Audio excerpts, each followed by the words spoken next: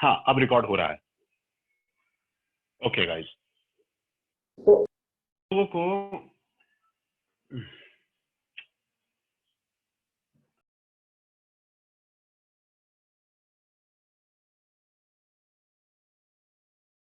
अटक गया।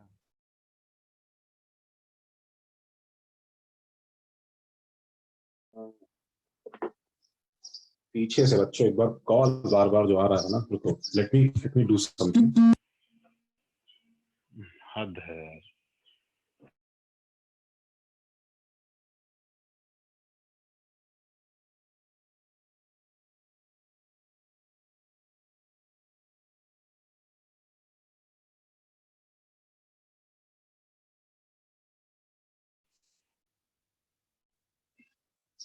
Okay, sorry guys, एक मिनट रुको, मुझे इसको ऑफ करने दो। हाँ भाई, देखो, तो इसमें क्या है कि इस चीज को समझने के लिए पहले हम लोग को क्या करना पड़ेगा। First will have to understand the structure of metal.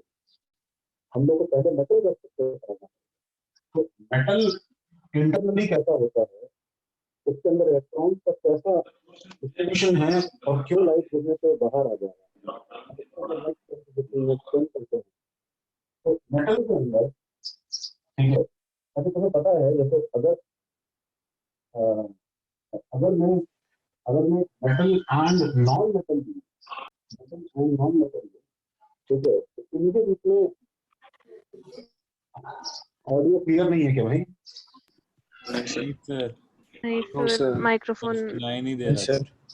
कभी कभी Okay. सही सुनाई दे रहा है, कभी कभी एकदम ही अच्छा, सेकंड भी आती है। पास में लेके बोल रहा हूँ, फिर भी प्रॉब्लम तो बताना। अभी सही है सर। अभी सुन रहे हैं सर। अच्छा, अभी ठीक है? हाँ अभी भी ठीक है? ओके, देखो, फिर प्रॉब्लम हो तो बताना, ठीक है? अच्छा, तो मान लो मेटल और नॉन मेटल अगर मैंने दो एटम लिए, तो इन दोनों के बीच में कैसी बातें हो। मुझे पहले ये देखना है कि मेटल के अंदर inside what type of bonding is inside metal के अंदर, कौन सी बॉन्डिंग है, ये मुझे देखना है। आयनिक क्लियर नहीं है क्या? Ionic bond ionic bond. नहीं, एक मिनट, सुनो, बच्चे बोल रहे हैं ऑडियो क्लियर नहीं है अभी भी। मैं मेटल बोलता हूँ ऑडियो क्लियर नहीं है क्या?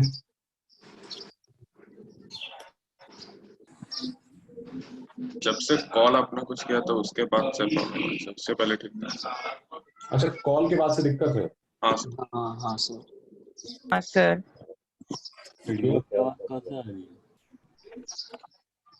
एक मिनट रुको गाइस। आपका आवाज ना मफल्ड आ रहा है, जैसे मतलब सही सुनाई नहीं दे रहा है, सब कुछ आ रहा है बट मफल्ड आ रहा है। यस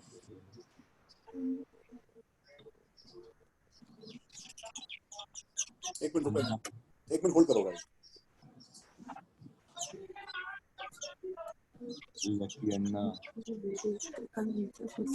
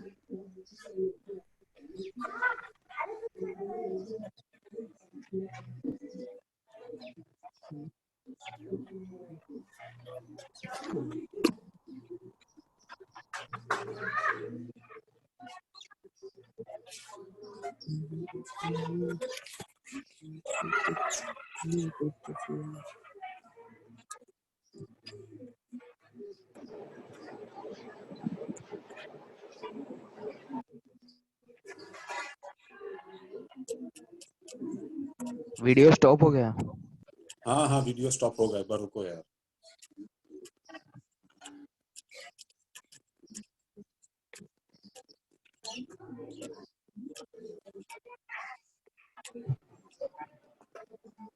सर 25 रोल नंबर से बैकग्राउंड वॉइस आ रहा है। हाँ रुको बंद करते हैं उसे। मेरा यार हेडफोन कनेक्ट ही नहीं हो रहा है यार, इरिटेटिंग हो गया। क्या यार। हाँ अभी एक मिनट रुको, अभी थोड़ा सा ऑडियो तुम्हें बेटर रहेगा। Yes Yes, sir. हाँ Yes, ओके गाइस। सर कोई तो से चिड़ियों की ऐसे और खाने की आवाज निकाल। Sir 25 background voice. Video freeze है और खाने की आवाज निकाल रहा है। हाँ सर उससे से अच्छा ओके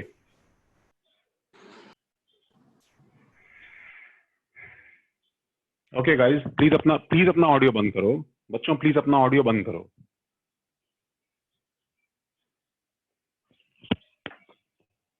चलो भाई, होपफुली हम स्मूथ रहे। मैं ये बोल रहा था कि भाई इमेजिन करो कि तुम्हारे जो है क्लास का जो है सबसे हेल्दी, ठीक है, सबसे बल्कि, सबसे वेट वाला, सबसे ज्यादा वेट वाला कोई लड़का है, ठीक है, और हमारे पास एक जो है मरियल दुबला पतला सा कोई लड़का है, तो इनके बीच में रिलेशन कैसा होगा बताओ? जैसे जोहेब है क्या? Zoheb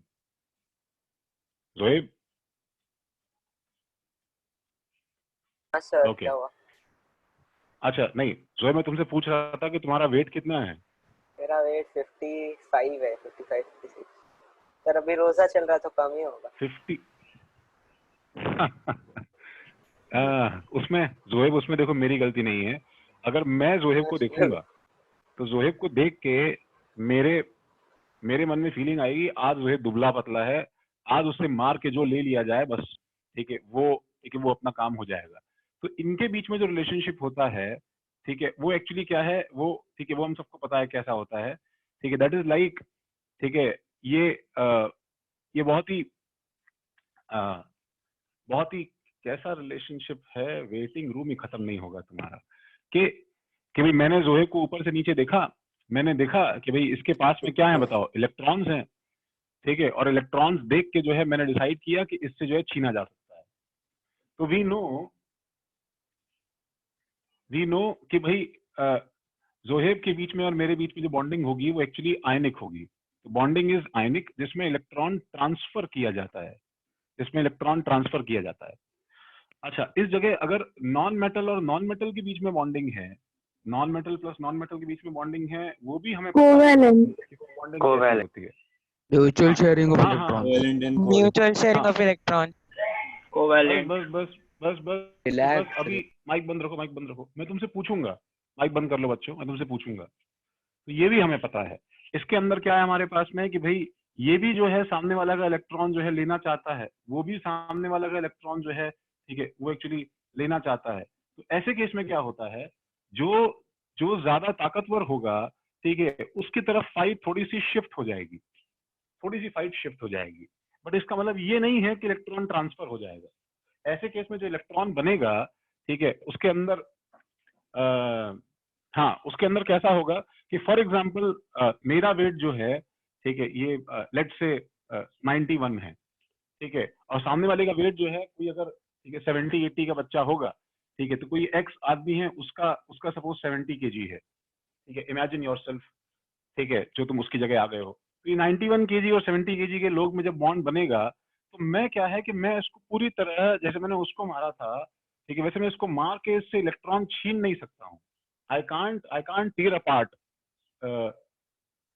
the electron from him, ठीक है, और हर, ठीक है, बट उस केस में क्या होगा कि मैं इसको कॉन्स्टेंटली मारता रहूंगा, मैं ऐसे हर समय मारता रहूंगा, और ये जो है बोलता रहेगा कि आपने बोला था कि आप शेयरिंग करेंगे, एंड मैं, ठीक है, एंड मैं कोशिश कर रहा हूँ, चल भाग यहाँ से, इलेक्ट्रॉन निकाल अपना।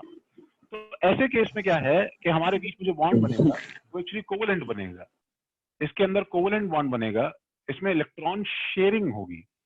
अब सोचो कि अगर दो लोग, ठीक है, दो जो है बहुत ही, ठीक है, बहुत ही सीधे लोग, ठीक है, ऐसे जो भाई किसी से कुछ नहीं छीनते हैं, लोगों को अपना सामान देते हैं, जैसे अभी जोहेब था, ठीक है। तो मेटल प्लस मेटल की जब बॉन्डिंग होगी तो वो बॉन्डिंग कैसी होगी? आउट ऑफ ऑल बॉन्डिंग्स ये वाली बॉन्डिंग क्या है, हमारे पोर्शन में नहीं है।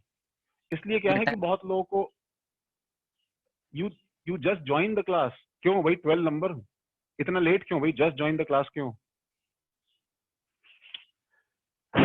तुम एक बार लेट आते हो, 70 लोगों की क्लास चल रही है, उसके बाद बोलते हो सर फिर से शुरू कर दीजिए, भी ज्वाइन किया है मैंने। अजीब अजीब डिमांड है यार। भाई वीडियो देखना ना, रिकॉर्डेड वीडियो है तो उसमें से देखना समझना, और क्या है।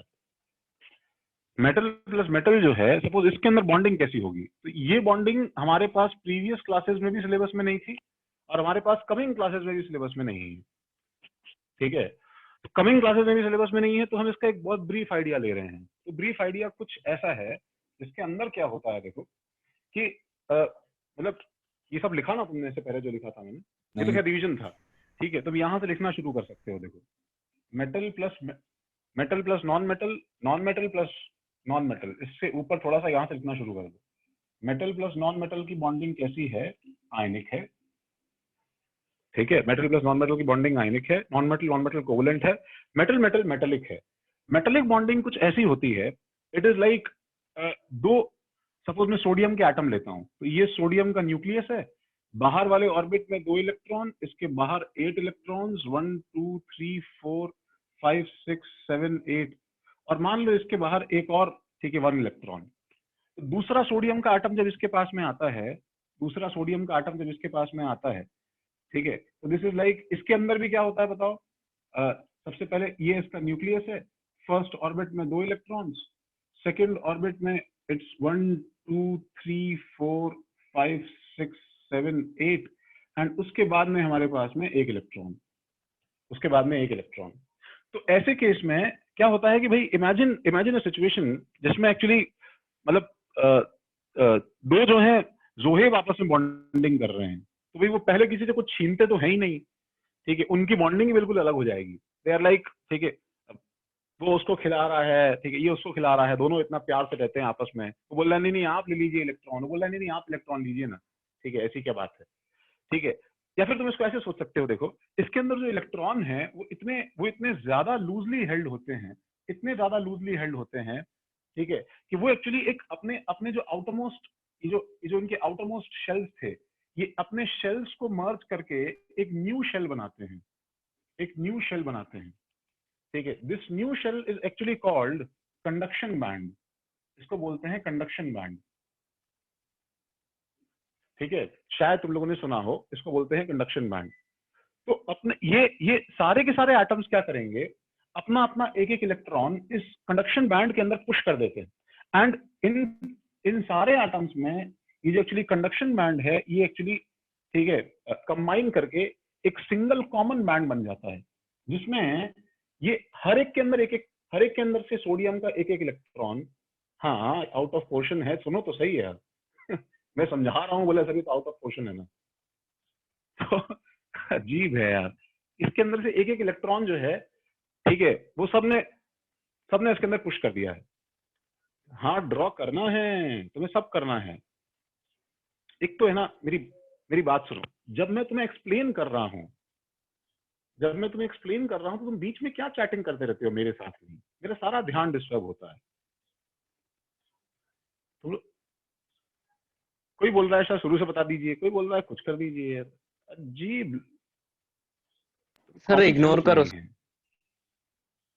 अरे कैसे यार, तो फिर तुम्हें जेन्युइन है कि नहीं है, तो बच्चा टाइप कर रहा है, मुझे बहुत इरिटेटिंग लगता है ना यार वो। देखो सर वो चैट डिसेबल कर दो, सर थोड़ी देर के लिए डिसेबल कर दीजिए, तो चैट डिसेबल कर दो, वो एक्चुअली बेटर है। आपको म्यूट भी कर दो सर, आप सब कोई जो है 20 मिनट बाद में आ रहा है, बोल रहा है क्या क्या कर रहे हो, शांति से सुनने का काम नहीं है कोई। जब ये न्यू शेल के अंदर एक्चुअली पुश कर देते हैं, तो इनको एक्चुअली पुश करने से ये मोबाइल इलेक्ट्रॉन्स बन जाते हैं। ये इलेक्ट्रॉन्स आज क्या है कि बाकी इलेक्ट्रॉन से कैसे अलग हैं कि these electrons, ठीक है, these electrons are free enough, ये इतने ज्यादा फ्री हैं, these electrons are free enough to move to move within the band, ये इस बैंड के अंदर फ्रीली मूव कर सकते हैं विद इन द बैंड, मतलब इनका किसी एक एटम से इनका एसोसिएशन छूट जाता है, ठीक है। इस जो है एक इलेक्ट्रॉन का किसी एक सिंगल एटम से एसोसिएशन छूट जाता है, ठीक है। अब आज जो है ये एटम नहीं जानता कि ये वाला इलेक्ट्रॉन उसका था कि ये इलेक्ट्रॉन उसका था, तो ये फ्रीली मूव कर रहे हैं, लेकिन ये इसको छोड़ के बाहर नहीं जा सकते, दे कांट लीव दिस, ठीक है। Imagine this situation as if क्या है, ये एक्चुअली वो बच्चे हैं जो बहुत ही पैम्पर्ड फैमिली से आए हैं, ठीक है। तो सारी पैम्पर्ड फैमिलीज मिल गई हैं एंड ये, ठीक है, एंड ये ज्यादा जंप, ठीक है, जंपिंग्स एंड, ठीक है, ये जो बच्चे बहुत ज्यादा, ठीक है, इधर से उधर कूदना, ठीक है, कूदना फादना शुरू कर रहे हैं, ठीक है, एंड सब चीजें कर रहे हैं। तो ऐसे केस में क्या है हमारे पास में, इनको डिटैच करना, ठीक है, मेटल से बहुत ज्यादा आसान हो जाता है, डिटैच करना मेटल से इनको बहुत ज्यादा आसान हो जाता है, ठीक है। तो अगर मैं थोड़ा सा अगर इनको एनर्जी दूं, अगर मैं इनको थोड़ा सा एनर्जी दूं, तो ये इलेक्ट्रॉन इजीली इसमें से स्ट्रक्चर से बाहर आ जाएंगे, ठीक है। ये एनर्जी इसको कहां से मिलती है, ये एनर्जी इनको लाइट से मिलती है, ठीक है। अच्छा, जो फ्री एनफ है to move within the band, these are responsible, ये एक्चुअली रिस्पॉन्सिबल है for good conductor, for good conduction of electricity, for good conduction of electricity, these are responsible for good conduction of electricity, ठीक है। और ये चीज non metals में इसलिए नहीं हो पाती है बिकॉज नॉन मेटल्स में ऐसा कोई बॉन्ड, ठीक है, ऐसा कोई बैंड बनता नहीं है। एक बार पहले इस कॉपी करो जरा, तब तक मैं सेटल होता हूं मेंटली।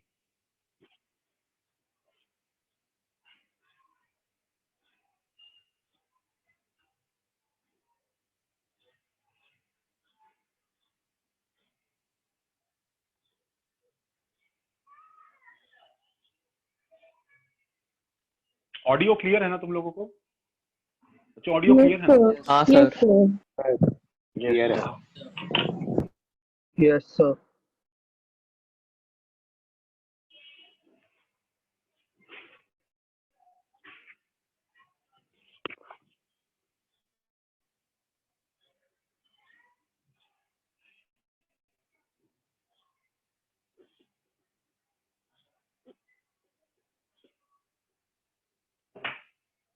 अच्छा,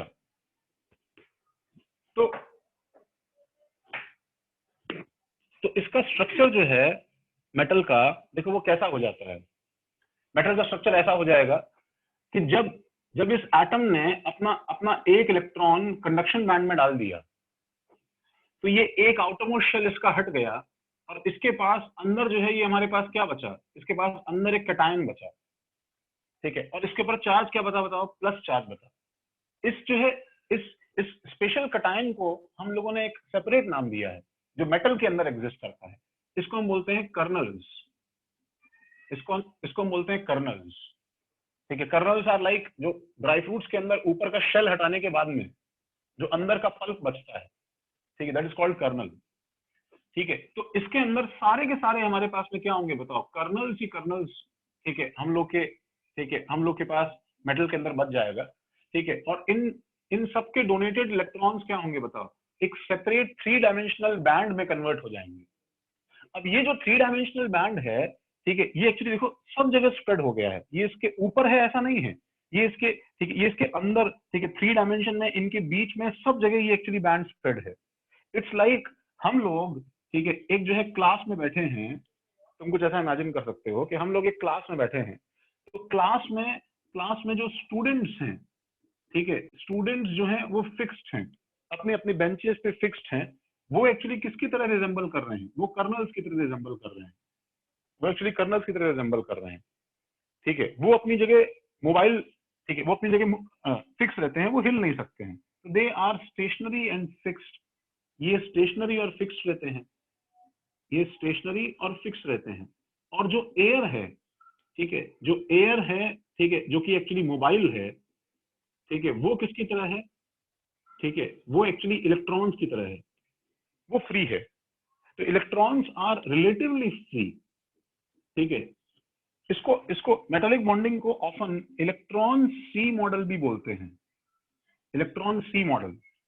तुम ऐसा समझ सकते हो इलेक्ट्रॉन सी मॉडल से, ठीक है, एज इफ मेटल के अंदर के पॉजिटिव चार्ज के कटायंस जो हैं वो एक ओशन ऑफ इलेक्ट्रॉन में, या जैसे ओशन ऑफ एयर के अंदर है, ठीक है, ओशन ऑफ एयर के अंदर है, और क्लास का डोर बंद है। तो देखो इवन दो क्लास का डोर बंद है, तब भी जैसे एयर थोड़ा बहुत इधर से उधर यहाँ से वहां वोलेटाइल वे में मूव कर सकती है, वैसे इलेक्ट्रॉन्स भी यहाँ से वहां मूव कर सकते हैं, ठीक है। और सोचो अगर मैं क्लास के डोर में एक वेंटिलेशन ओपन कर दूं, ठीक है, इसका मतलब क्या है कि मैं अगर अपोजिट साइड से, ठीक है, दो डोर्स ओपन कर दूं, तो जितनी एयर वहां से घुसेगी उतनी एयर यहाँ से मूव करना शुरू हो जाएगी, लेकिन हम लोग अपने जो है चेयर से नहीं हटेंगे।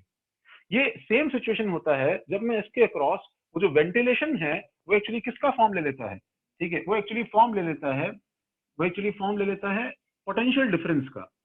तो अगर मैं कुछ ऐसा सिस्टम क्रिएट कर दूं जिसमें इस तरफ मैंने नेगेटिव प्लेट अटैच कर दिया और इस तरफ मैंने पॉजिटिव प्लेट अटैच कर दिया, इस तरफ मैंने पॉजिटिव प्लेट अटैच कर दिया, तो ऐसे प्लेट अटैच करते ही क्या होगा कि वो यहां से वहां जैसे एयर फ्लो होता है वैसे ये मूव करना शुरू हो जाएगा, ठीक है। तो जो करंट फ्लो होता है वो इन मोबाइल इलेक्ट्रॉन्स की वजह से हो रहा होता है। अब मैं क्या बोल रहा हूं कि देखो ये एक्चुअली वो वाले पैम्पर्ड बच्चे हैं, ये एक्चुअली वो वाले पैम्पर्ड बच्चे हैं जिसमें क्या है कि जो हर समय क्या पेरेंट्स को पूछते रहते हैं कि हम लोग वहां खेलने जाएं, हम लोग सब साथ में खेलेंगे, तो पेरेंट्स का कंट्रोल इन पे इतना अच्छा नहीं है, ठीक है, पेरेंट्स का इन पे इतना अच्छा कंट्रोल नहीं है। तो दे आर लाइक ठीक है वो अपना जाके खेल रहे हैं, बट स्टिल उनको क्लास से बाहर जाना मना है, ठीक है। इमेजिन, ठीक है, लाइक अ सिचुएशन जिसके अंदर क्या है कि सब अंदर खूब ऊधम मचा रहे हैं लेकिन क्लास से बाहर जाना मना है। अब क्या है कि अगर मैंने थोड़ा सा ल्योर करूं, थोड़ा सा एक्साइटमेंट दूं, ठीक है, मैंने हल्का सा पुश करूं, तो इनको इजीली डिटैच किया जा सकता है। तो वो ल्योरिंग वाला काम जो है वो लाइट करता है। तो जैसे ही मैं इसके ऊपर फोटॉन्स का शॉवर ऑन करूंगा तो इट्स लाइक कोई इन पे बुलेट्स फायर कर रहा है, ठीक है, कोई इन पे बुलेट्स फायर कर रहा है। तो बुलेट्स फायर जब इसके ऊपर होंगी तो वो राइट एंगल और एकदम सही निशाने पे गिर जाए, ठीक है। अच्छा, ये वर्ड बहुत इंपॉर्टेंट है कि वो सही एंगल, सही पाथ और प्रॉपर तरह से निशाने पे लगे तो ही वो होगा जो हम लोग पढ़ने वाले हैं, ठीक है। तो वो डायरेक्टली इसके ऊपर हिट करके इस इलेक्ट्रॉन को बाहर की तरफ इजेक्ट कर सकती है। तो ये तो बहुत मुश्किल काम है, बिकॉज निशाना कौन लगाएगा? एक्चुअली निशाना तो हम नहीं लगा रहे, लेकिन काम इतना मुश्किल नहीं है। क्यों? क्योंकि जब तुम लाइट बीम डालते हो तो उसमें जो अमाउंट में फोटॉन्स उसके अंदर एंटर करते हैं, that is so huge, it is so huge कि उन सब फोटॉन्स में से बहुत सारे फोटॉन्स इसके ऊपर स्ट्राइक करके, बहुत सारे राइट ओरिएंटेशंस लेके, ठीक है, राइट जगह पे हिट करके इनको बाहर निकालना शुरू कर देते हैं, ठीक है। वो हम लोग देखने वाले हैं। तो एक बार इतना और अपने नीचे देखो कॉपी में ऐड करो, फिर मैं तुमसे मैं तुम्हें कुछ बोलने का टाइम दे रहा हूँ, ठीक है। हाँ बोलो। सर ये सिर्फ वैलेंस इलेक्ट्रॉन वाले, वैलेंस शेल वाले इलेक्ट्रॉन से कंडक्शन बेल्ट बनाते हैं, बैंड, सॉरी। हाँ, एक देखो, अच्छा तुम्हारा एक पॉइंट हुआ, तो मैं एक बार इस जो है पॉइंट को पहले देखो एक बार एड्रेस कर लेता हूँ, फिर हम किसी दूसरे से बात करेंगे। इसके अंदर हम ये पॉइंट मेंशन कर सकते हैं, ठीक है, कि ये जो इलेक्ट्रॉन्स हैं, देखो बच्चों पेन रखो एक बार, ठीक है, ये जो इलेक्ट्रॉन्स हैं ये generally actually valence shell electrons होते हैं, वैलेंस शेल इलेक्ट्रॉन्स होते हैं। एंड क्या होगा कि वैलेंस शेल इलेक्ट्रॉन्स जैसे अल्कली मेटल्स के अंदर 1 होते हैं, अल्कलाइन अर्थ मेटल्स के अंदर कितने होते हैं बताओ? 2 होते हैं, ठीक है। और ट्रांजिशन मेटल्स जो होते हैं, शायद सब समझते हैं सब नाम, अल्कली मेटल्स, ठीक है, अल्कली मेटल्स के अंदर 1 क्यों होते हैं? क्योंकि उनके आउटरमोस्ट शेल में जो सोडियम है जैसे उसके अंदर एक ही इलेक्ट्रॉन होता है। अल्कलाइन अर्थ मेटल्स में आउटरमोस्ट शेल में 2 इलेक्ट्रॉन्स हो जाएंगे सबके पास में, तो ये 2 चले जाएंगे। ट्रांजिशन मेटल्स के अंदर आउटरमोस्ट शेल में बहुत सारे इलेक्ट्रॉन्स होते हैं, तो बहुत सारे इलेक्ट्रॉन्स होते हैं, तो उस केस में नंबर 3, 4, 5, 6, ठीक है, यहां तक जा सकता है, इतना नंबर बढ़ सकता है। तो जितना ज्यादा ये नंबर बढ़ता जाएगा, देखो उतना क्या होगा, उतना इसको फील करने की कोशिश करते हैं, जितना ज्यादा नंबर बढ़ेगा तो ऊपर के इलेक्ट्रॉन जितना ज्यादा इंक्रीज करेंगे, ठीक है, उतना क्या होगा, उतना जो हमारा ओशियन है, ठीक है, वो ओशियन धीरे धीरे डेंस होता जाएगा। और इस जो कर्नल का इंट्रैक्शन है ओशियन से, देखो कर्नल का इंट्रैक्शन ओशियन से जो है वही एक्चुअली रिस्पॉन्सिबल है मेटेलिक बॉन्डिंग के लिए। Tell me, carefully observe and tell me what are the attractive and repulsive forces in this section. तो what you will observe is कि जो एक्चुअली इसका चार्ज है प्लस और जो इसका चार्ज है ओशियन का चार्ज है माइनस, ठीक है, इस माइनस चार्ज और प्लस चार्ज के अंदर एक्चुअली अट्रैक्टिव फोर्स है। माइनस चार्ज और प्लस चार्ज के अंदर अट्रैक्टिव फोर्स है। हाँ, और ऑब्वियसली प्लस और प्लस के अंदर क्या है बताओ? रिपल्सिव फोर्स है। तो अभी के लिए तुम्हें ये फैक्ट की तरह ध्यान रखना है कि ये प्लस माइनस का अट्रैक्टिव फोर्स डोमिनेट करता है, डोमिनेट करता है। तो जितना ज्यादा नंबर ऑफ इलेक्ट्रॉन्स इंक्रीज करेगा, जितना ज्यादा वैलेंस इलेक्ट्रॉन्स इंक्रीज करेंगे, उतना मेटालिक बॉन्डिंग क्या होगा? इंक्रीज करता जाएगा, उतना मेटालिक बॉन्डिंग इंक्रीज करेगा। और जितना मेटालिक बॉन्डिंग इंक्रीज करेगा, ठीक है, मैं ऊपर एक सेंटेंस देखो मेंशन कर देता हूं, ये एक अप्रोक्सीमेट जनरल ट्रेंड है, ऊपर का शायद तुमने लिख लिया है, ठीक है ना। तो जैसे जैसे वैलेंस इलेक्ट्रॉन्स इंक्रीज करते हैं, वैलेंस इलेक्ट्रॉन्स इंक्रीज करते हैं, तो नंबर ऑफ इलेक्ट्रॉन्स, ठीक है, number of electrons donated in bonding in conduction band, number of electron donated in conduction band increase करता है। इसलिए कर्नल्स एंड, ठीक है, जो इलेक्ट्रॉन ओशियन है, ठीक है, उसके बीच की बॉन्डिंग जो है, this is actually metallic bonding. ये जो बीच की बॉन्डिंग है, यही एक्चुअली मेटालिक बॉन्डिंग है, ये एक्चुअली मेटालिक बॉन्डिंग है। तो ये मेटालिक बॉन्डिंग जो है वो स्ट्रॉन्गर होती है। तो इससे क्या होगा? इससे तुम्हें मेटल जो है वो धीरे धीरे हार्डर मिलना शुरू हो जाएगा। As you move in that direction you get more and more hard metal. तो अल्कली मेटल्स इतने सॉफ्ट क्यों हैं कि हम लोग उनको दूसरे मेटल्स से हम उसको नाइफ से कट कर सकते हैं। अल्कलाइन अर्थ मेटल्स जो है वो रिलेटिवली ज्यादा हार्ड है। और आगे जाओगे अगर, तो ट्रांजिशन मेटल्स के अंदर जैसे जैसे आगे जाओगे तो 3, 4, 5, 6 तक आते आते तुम देख रहे हो कि क्रोमियम तक या आयरन तक आते आते उसका मेटालिक बॉन्डिंग इतना स्ट्रांग हो जाता है कि वो हमारे दिमाग में देखो नॉर्मल इंप्रेशन क्या है मेटल्स को लेके कि भाई मेटल है मतलब किसी के पेट में डाल दिया, फाड़ दिया, ठीक है, और मतलब काट दिया टाइप की सिचुएशन में। लेकिन सब चीजें ऐसी नहीं है। इनफैक्ट जो सबसे ज्यादा मेटालिक हैं, सोडियम वगैरह, वो तो बहुत सॉफ्ट हैं, ठीक है, वो तो बहुत सॉफ्ट हैं। तो ये एक छोटा सा पॉइंट है जो शायद तुम कभी 12th में पढ़ोगे कि नंबर ऑफ इलेक्ट्रॉन्स जो कंडक्शन बैंड में देते हैं उससे बॉन्डिंग ऐसे इफेक्ट होती है, ठीक है। इसको भी नोट कर लो भाई, जो लोग लिख रहे हैं, जो लोग पूछ रहे हैं, उसके अलावा सब लोग लिखते जाएं कंटिन्यूअसली। हाँ बोलो सर। वैलेंस इलेक्ट्रॉन्स में जितने इलेक्ट्रॉन्स होंगे वो सारे कंडक्शन बैंड में चले जाते हैं या नहीं? सारे नहीं जाते, बट देखो सुनो इन जनरल ये है कि जितने ज्यादा इलेक्ट्रॉन्स वैलेंस में बढ़ते जाते हैं, ठीक है, बढ़ते जाते हैं, तो उतना क्या होता है हमारे पास में कंडक्शन बैंड में इलेक्ट्रॉन्स उसके प्रोपोर्शनली बढ़ता जाता है। अब वो एग्जैक्ट नंबर कितना है और कौन कितना डोनेट कर रहा है, ये चीज कैलकुलेशन हम लोग नहीं कर रहे हैं। तुम अगर ये सोच रहे हो कि इस हिसाब से तो मैक्सिमम सबसे ज्यादा स्ट्रॉन्ग मेटल कहाँ पे होना चाहिए था, मतलब एक्सट्रीम राइट में होना चाहिए था, तो उसका आंसर, अगर तुम ये सोच रहे हो तो उसका आंसर क्या है? देखो बच्चे, उसका आंसर ये है कि एक्चुअली क्या प्रॉब्लम है, हमारे पास जो ये ऐसा हमारे पास ये बॉक्स डायग्राम है, ठीक है, ये तुम्हें एक्चुअली बाद में भरना सिखाया जाएगा, इसमें इलेक्ट्रॉन्स कैसे फिलअप किया जाता है। जिन लोगों को मालूम है उनके लिए ठीक है, ठीक है। तो तुम इस जो है बॉक्स डायग्राम के अंदर तुम इलेक्ट्रॉन्स भरना शुरू करते हो, तो जितने इलेक्ट्रॉन्स अनपेयर्ड रहते हैं उतने जाते हैं शेयरिंग में। सपोज इसमें 2 अनपेयर्ड है, 3 अनपेयर्ड है, 4 अनपेयर्ड है, 5 अनपेयर्ड है, अब तक शेयरिंग में जा रहा है। जैसे इनकी पेयरिंग, ठीक है, जब मैं इसको 5 के आगे भरता हूँ तो इसमें उल्टा पेयरिंग स्टार्ट हो जाती है। जैसे ये चीजें पेयर्ड अप होना शुरू हो जाती है तो अब ये फिर ऊपर वैलेंस शेल में एंटर करना बंद कर देते हैं। इसलिए हमारे पास में मैक्सिमम इलेक्ट्रॉन्स वैलेंस शेल में कहाँ जाते हैं पता है? मैक्सिमम इलेक्ट्रॉन्स वैलेंस शेल में जो पूरा पीरियड होता है पीरियोडिक टेबल का, डी ब्लॉक का, उसके बीच में होते हैं, उसके बीच में होते हैं। तो देखो, if it is scandium, titanium, vanadium, chromium, manganese, iron, cobalt, निकल, कॉपर, जिंक, सपोज ऐसा कुछ सिस्टम है हमारे पास में, तो ये वाले के अंदर क्या है बताओ? 1 इलेक्ट्रॉन है। उस तरफ जाओगे तो जिंक के पास में कितना है बताओ? 10 इलेक्ट्रॉन्स हैं। उस तरफ क्या है? जिंक के पास 10 इलेक्ट्रॉन्स है। तो उसके 10 इलेक्ट्रॉन्स जो हैं वो उन 5 बॉक्सेस में सबके सब पेयर्ड अप हो गए हैं। तो जिंक का क्या है मेटालिक बॉन्डिंग? वीक है। स्कैंडियम का मेटालिक बॉन्डिंग भी क्या है? वीक है। लेकिन इसमें मैक्सिमम अनपेयर्ड इलेक्ट्रॉन जो है वो अराउंड दिस रीजन होता है, क्रोमियम, MnFe। तो ये सबसे हार्ड मेटल्स बन जाते हैं। इसमें भी क्रोमियम सबसे हार्डेस्ट होता है। अगर तुम देखोगे तो क्रोमियम का मेल्टिंग पॉइंट सबसे ज्यादा होता है, मेल्टिंग पॉइंट और बॉइलिंग पॉइंट Cr का सबसे हाईएस्ट होता है। और जो क्रोम एलॉयज की चीजें होती हैं वो सबसे हार्ड होती हैं, ठीक है।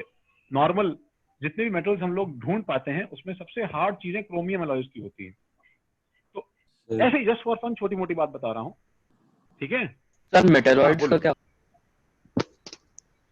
मेटलॉइड्स के अंदर सुनो, मेटलॉइड्स के अंदर क्या है, एग्जैक्टली मेटेलिक बॉन्डिंग नहीं है, ठीक है। वो एक डिफरेंट तरह का सिस्टम है। तो तुम जैसे अब देखो कार्बन सिलिकॉन बहुत ज्यादा हार्ड है, ठीक है, बिकॉज उसके अंदर कोवलेंट बॉन्डिंग है। तुम उसको तुम इससे कंपेयर नहीं कर सकते, क्योंकि पहली बात तो उसके अंदर ये फ्री इलेक्ट्रॉन्स नहीं है ना, उसका पूरा का पूरा स्ट्रक्चर अलग है अंदर का बॉन्डिंग का। ट्रीट मेटलॉइड्स, सुनो बच्चों, treat metalloids normally as mostly as non metals. तो मेटलॉइड्स को नॉन मेटल लेके आंसर करोगे तो ज्यादा क्लोजर आंसर आएगा तुम्हारा।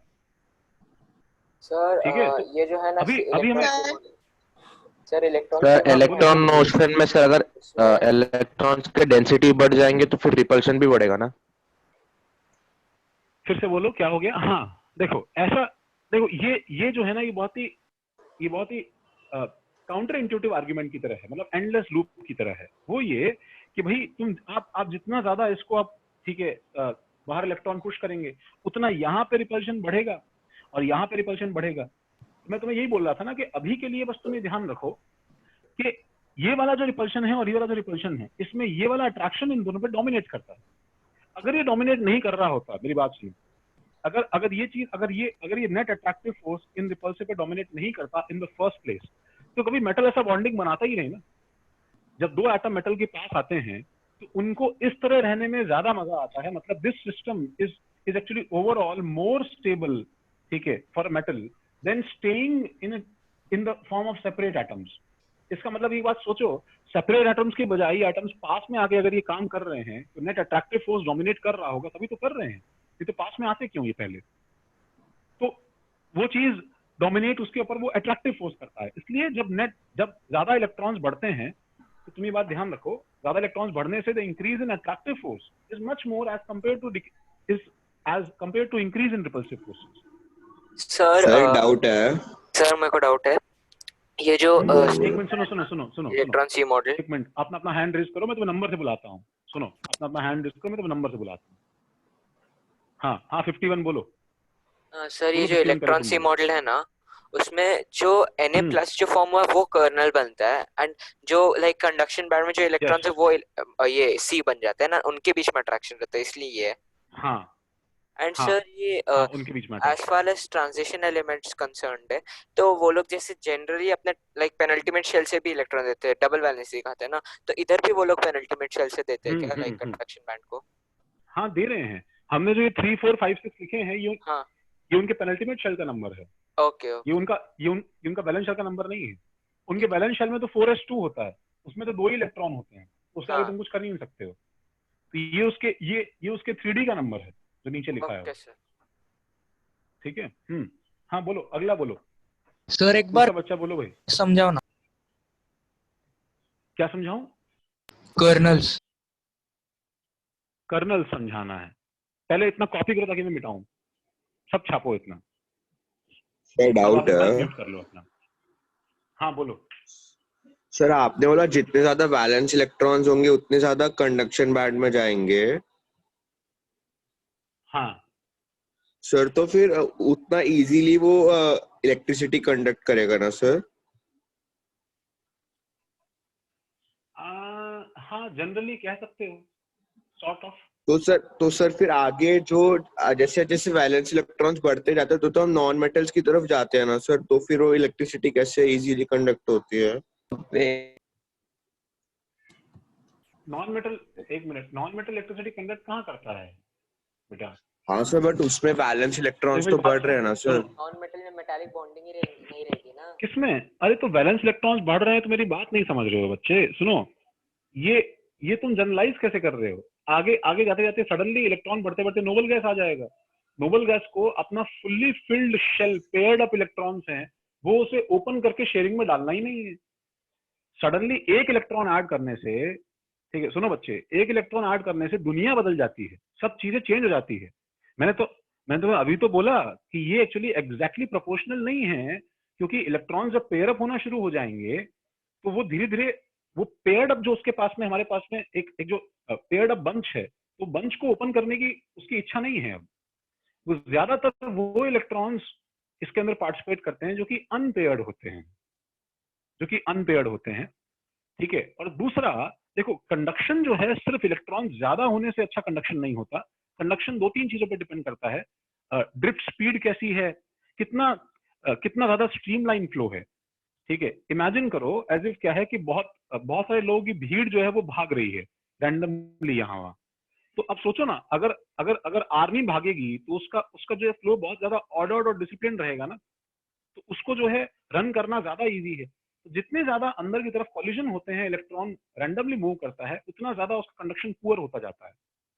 तो वो बहुत सारी चीजों पर डिपेंड करता है, ठीक है। हाँ, सबसे अच्छे कंडक्टर्स जो हैं वो एक्चुअली गोल्ड वगैरह रहते हैं। गोल्ड एक्सेट्रा का कंडक्शन जो है वो काफी ज्यादा सुपीरियर है, ठीक है, as compare to other metals. Copper का, गोल्ड का, इन सब का कंडक्शन बहुत ज्यादा सुपीरियर है, ठीक है।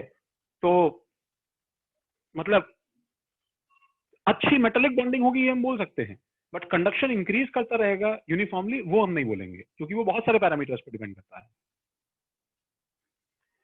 तुम्हें मेटेलिक बॉन्डिंग करने के लिए, देखो तुम्हें जो है मेटेलिक बॉन्डिंग करने के लिए इनको जो है ऑर्डर्ड वे में मूव नहीं करवाना है, तुम्हें इनको ऑर्डर्ड वे में मूव नहीं करवाना है, ठीक है। एक और प्रॉब्लम है, देखो एक जो है इसका जो उल्टा आर्ग्यूमेंट है वो ये भी तो है कि जितना ज्यादा अच्छी मेटेलिक बॉन्डिंग होगी उतना बताओ ये कर्नल इलेक्ट्रॉन को अच्छे से अपने ग्रिप में रखेगा, क्योंकि इलेक्ट्रॉन इसे जब पकड़ता है तो ये भी तो इलेक्ट्रॉन को पकड़ता है। तो इलेक्ट्रॉन को इसमें से रिमूव करना क्या होगा, मुश्किल होगा या नहीं होगा? इलेक्ट्रॉन को इसमें से रिमूव करना मुश्किल होगा या नहीं होगा? Yes sir. अच्छा, और कौन है भाई? 004, 006 क्या पूछ रहे थे बताओ?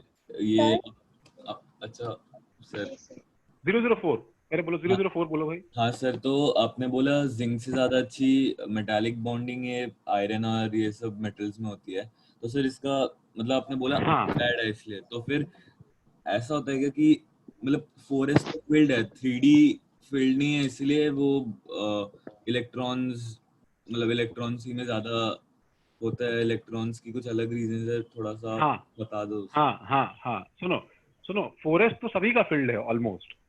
देखो 4s जिंक का भी फील्ड है, 4s2 है, 4s आयरन का भी फील्ड है, 4s2 है। जिंक के अंदर 3D10 है, तो जिंक ने क्या किया, इतना ज्यादा इलेक्ट्रॉन्स पैकअप कर लिया है कि तुम अगर अभी देखो सर्च करोगे, ठीक है, देन यू विल फाइंड कि जिंक का मेल्टिंग पॉइंट अपने पूरे पीरियड में सबसे लोएस्ट होता है। समझ रहे हो? जिंक का मेल्टिंग पॉइंट जो है, ठीक है, 250 से मतलब 300 डिग्री सेल्सियस के आसपास होता है। जिंक तुम अपने घर में मेल्ट कर सकते हो, जिंक का मेल्टिंग पॉइंट इतना कम होता है, ठीक है। जिंक की सबसे पुअर मेटालिक बॉन्डिंग है अपने पूरे पीरियड में, क्योंकि उसने इलेक्ट्रॉन्स पेयर अप कर लिए हैं, ठीक है। तो वो डी के इलेक्ट्रॉन्स पर डिपेंड कर रहा है। एस तो सबके पास ऑलमोस्ट वही है, वो डी के इलेक्ट्रॉन्स पर डिपेंड कर रहा है। हाँ, और बोलो 002 क्या, कौन बोले थे बच्चे? सर इसमें इलेक्ट्रॉन मूव कैसे हो रही है? सेंट्रीफ्यूगल फोर्स भी नहीं होगा? आई मीन इलेक्ट्रोस्टैटिक नहीं, इसके अंदर एक मिनट सुनो। तुम जो बोल रही हो, ठीक है, जो बोल रही हो उसके अंदर इलेक्ट्रॉन इधर मूव करता है। आवाज आ रही है? हाँ सर आवाज आ रही है? एक मिनट रुको, थोड़ा आवाज कम हो गया है। हाँ अभी आ रही, आवाज आ रही है? अच्छा, मैं ये बोल रहा हूँ कि तुम जो बोल रही हो उसके अंदर इलेक्ट्रॉन जो है वो इसके अंदर घूमता है सेंट्रीपिटल फोर्स से। ये सर्कुलर मोशन थोड़ी कर रहा है। This is not doing a circular motion, तो इसके अंदर सेंट्रीपिटल फोर्स वगैरह की बात क्यों आ गई? सर लेकिन जो इलेक्ट्रॉन का मूवमेंट होता है that is because of centripetal force, और सेंट्रीपिटल फोर्स होता है, नहीं बच्चे, तुम मेरी बात नहीं सुन रहे हो। सुनो, फोर्स ऑफ अट्रैक्शन। नहीं रुको, क्या नाम है बच्चे तुम्हारा? नाम बताओ।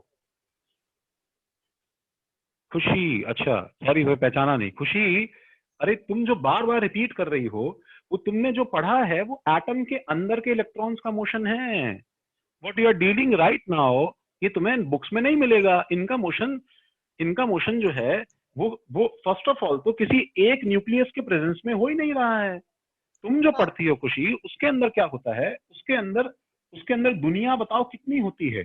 सिर्फ एक पॉजिटिव चार्ज होता है और एक नेगेटिव चार्ज होता है, इलेक्ट्रॉन, दैट्स इट, और कुछ नहीं होता है। ये सिचुएशन ही वो नहीं है। इसमें ये इलेक्ट्रॉन कितने सारे कर्नल्स जो हैं वो सब मिलके उसके साथ खेल रहे हैं ना यार। तो हम लोग ऐसा, हम लोग इसको उससे थोड़ी रिलेट कर सकते हैं अभी। अच्छा, ठीक है, जो भी तुमने पढ़ा है हाँ। वो सब का सब जो है वो एक सिर्फ एटम के अंदर के मोशन के लिए है। हम जो कर रहे हैं ये थोड़ा डिफरेंट है सबसे, जो तुमने पढ़ा है उन सबसे डिफरेंट है। चलो, सर तुमने पहले copy किया 4s इतना? भरता है फिर 3D भरता है ना ऑर्बिटल। हाँ हाँ हाँ, पहले 4s बढ़ता है फिर 3D बढ़ता है। इसका भी रिलेशन इससे कहाँ से आ गया यार? सर जो Configuration आपने क्या बोला करना है था हमें? कि सर जो आपने बोला था कि वो अनपेयर्ड इलेक्ट्रॉन्स होते हैं, वो आपने क्या बोला था, वो वैलेंस शेल में जाते हैं या वो कंडक्शन बैंड में जाते हैं? नहीं, कंडक्शन बैंड में जाते हैं। वैलेंस शेल में तो होते हैं वो ऑलरेडी। ठीक है। वैलेंस शेल में तो ऑलरेडी वो होते हैं ना बच्चे। सर एक बार कर्नल्स वापस समझाना। कर्नल्स, अरे देखो बच्चे सुनो, इमेजिन करो कि भाई कर्नल्स में क्या है कि अभी जो हमने किया था ना यार, देखो इमेजिन करो कि तुम्हारे पास में लिथियम है। लिथियम कैसा होता है बताओ? लिथियम का एटॉमिक नंबर कितना है? हाइड्रोजन, हीलियम, लिथियम कितना है भाई? 3। इसका तो देखो, ठीक है ना, इसका तो देखो, इसका अगर मैं इलेक्ट्रॉनिक स्ट्रक्चर यहाँ पे ड्रॉ करूं तो मुझे कुछ ऐसा नजर आएगा ना। This will actually look like this will actually look like कि ये पहला ऑर्बिट है, इसके अंदर 2 इलेक्ट्रॉन्स है, ये दूसरा ऑर्बिट है, इसके अंदर 1 इलेक्ट्रॉन्स है। ठीक है, अब मैं ऐसी फैमिली ऑफ लिथियम देखो यहाँ पे लेके आता हूँ। ये एक लिथियम, ये इसके 2 ऑर्बिट्स, ठीक है, और ये न्यूक्लियस। ये एक और लिथियम, ये इसके 2 ऑर्बिट्स, और ये न्यूक्लियस। ठीक है, एंड सो ऑन। बस ये चीज जो है कंटिन्यू रहेगी। तो ऐसे केस में क्या होता है कि इनका, क्योंकि इनका आउटरमोस्ट इलेक्ट्रॉन बहुत लूजली हेल्ड है। ठीक है, ये नॉन मेटल्स के साथ में नहीं हो सकता है, बिकॉज उसमें उतने पैम्पर्ड बच्चे ही नहीं है। वो अपने आउटरमोस्ट बच्चे को एक डंडा मार के, ठीक है, लाल करके एकदम बिठा के रखता है अपने पास में स्ट्रिक्टली। ठीक है, तुम लोग शायद फील कर पा रहे हो भाई, तुम जो है वो किस फैमिली को बिलोंग करते हो, इनको या उनको। तो इनके जो पैम्पर्ड बच्चे हैं, थोड़ा सा दूसरे को देखा और अपना जो है, ठीक है, सारा फिसल के जोर से चिल्लाना शुरू कर देंगे कि मैं जा रहा हूँ खेलने, मेरे को यहाँ पे नहीं रहना, एंड सो ऑन। इन्होंने इसको इंस्ट्रक्ट किया कि जहां भी जाना बस बाहर मत जाना, ये तुम्हारा लिमिट है। दे आर लाइक ओके, हम बाहर नहीं जाएंगे, एंड ये इस तरह से रहते हैं। They exist like this. ये जो हमारे पास सिस्टम बन गया है, ये एक्चुअली एक सेपरेट बैंड बन गया है, कंडक्शन बैंड, और जो अंदर बच गया है, देखो इसको देखो, दिस इज एक्चुअली कर्नल। ये positively charge species actually kernel है। समझ में आया क्या भाई? तो मतलब सब कर्नल्स बच गए हैं सर। तो जो एक्सटर्नल इलेक्ट्रॉन्स है, वैलेंस इलेक्ट्रॉन्स, हाँ, वो जब निकल जाते हैं तो जो बचता है वो कर्नल्स रहता है ना। हाँ, मैं इसलिए बोल रहा हूँ ना कि तुम मान सकते हो कि कैटायन को ही हमने जो है एक्चुअली क्या बोला है, कर्नल बोला है। फर्क क्या है देखो कर्नल कैटायन में। कैटायन के अंदर ये इलेक्ट्रॉन जो है, ये एक्चुअली पूरा का पूरा इससे डिटैच होके इनफाइनाइट सेपरेशन में चला जाता है और तुम्हें प्रॉपरली एक पॉजिटिवली चार्ज स्पीशीज मिलती है। कर्नल एग्जैक्टली वो नहीं है। कर्नल न्यूट्रल एटम और प्रॉपर कैटायन के बीच का समवे मिडवे का समान है, जिसमें इलेक्ट्रॉन पूरी तरह से इसके आसपास से गया नहीं है, इसके पास में अभी भी है वो, और वो इससे इंटरेक्ट कर रहा है। ठीक है sir, thank you. Okay sir graphene में भी मेटालिक बॉन्डिंग वाला केस है क्या? नहीं, ग्राफीन के अंदर बेटा, ग्राफीन के अंदर हम उसे बोलते हैं कि वो दिखाई देता है मेटालिक बॉन्डिंग की तरह, एक्चुअली मेटालिक बॉन्डिंग है नहीं वो। It feels like metals, because उसके अंदर कंडक्शन जो है वो दोनों डायरेक्शन के अंदर क्या है, मेटल्स के जैसा है। एक डायरेक्शन के अंदर कैसा है, मेटल्स के जैसा है, और एक डायरेक्शन के अंदर कैसा है, मेटलॉइड्स के जैसा है, सेमीकंडक्टर जैसा है। ठीक है, जब वो नॉन मेटल है कार्बन, तो उसमें मेटालिक बॉन्डिंग कैसे हो सकती है बच्चे? लेकिन हाँ, वो एटलीस्ट इलेक्ट्रिसिटी कंडक्ट करने में रेजोनेंस की वजह से मेटल जैसा दिखाई देता है। वो बिल्कुल डिफरेंट फिनोमेना है। ठीक है भाई, तो लगता है मुझे सबने कॉपी कर लिया, मैं इसे हटा दूं? सर चलो, यस सर। तो अब देखो प्रॉब्लम क्या है। प्रॉब्लम ये है कि हमें हमको ये समझना है कि each metal is holding its electron with force sufficient enough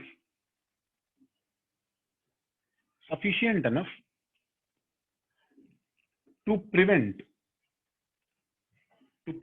it from moving out.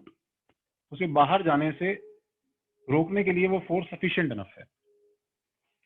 कितनी भी लूजली हेल्ड फैमिली हो, ठीक है, बच्चा जो है वो फैमिली को छोड़ के जाता तो है नहीं, अनलेस एंड अनटिल उसे बाहर जो है कुछ ऐसी चीज ना मिल जाए, ठीक है, जो उसको ज्यादा इंटरेस्टिंग लग रही हो, तो एक्सटर्नल इंटरवेंशन चाहिए हम।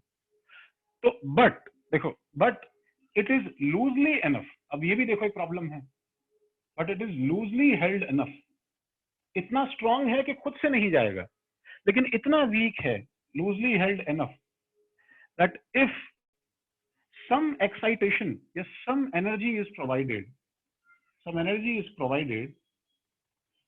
ठीक है, it can detach, वो अलग हो सकता है, it can detach। तो ऐसे केस में क्या है कि देखो, अब मुझे बताओ कि हर मेटल का अपने जो है इलेक्ट्रॉन पे ग्रिप, ठीक है, हर each metal has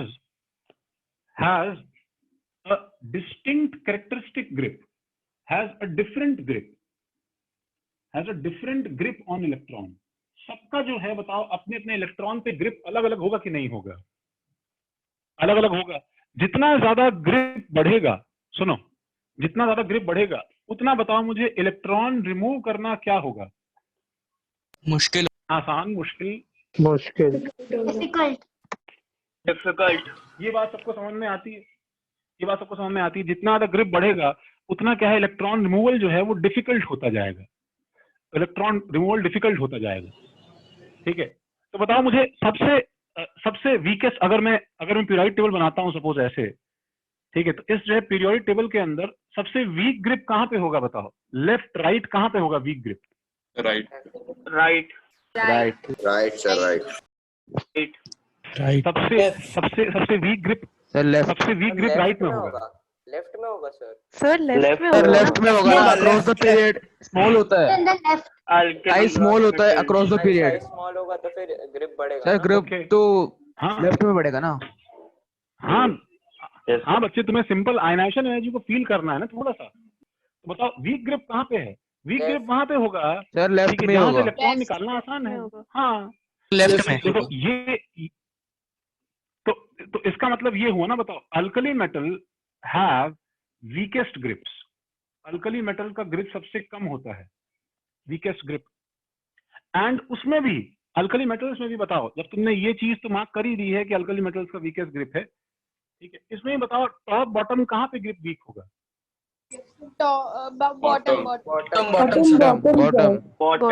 bottom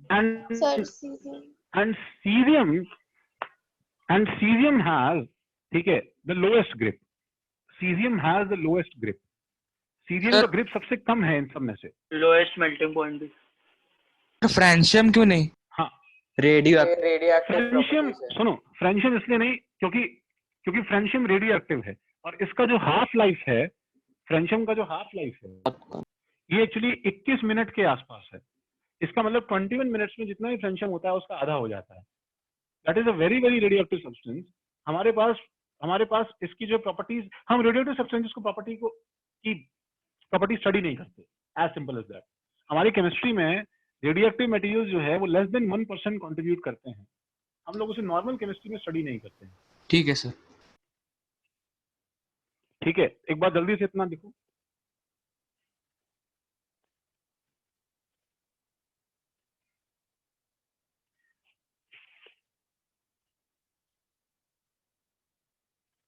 doubt है हाँ बोलो। तो जब हम पीरियोडिक टेबल के राइट साइड पे जाते हैं तब जो वैलेंस शेल में इलेक्ट्रॉन जो बढ़ते जाते हैं, तो फिर जो इफेक्टिव चार्ज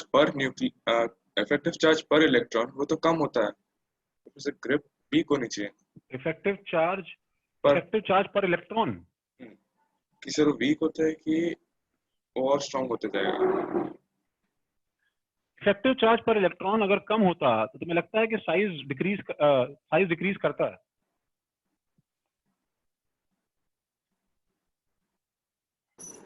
हेलो,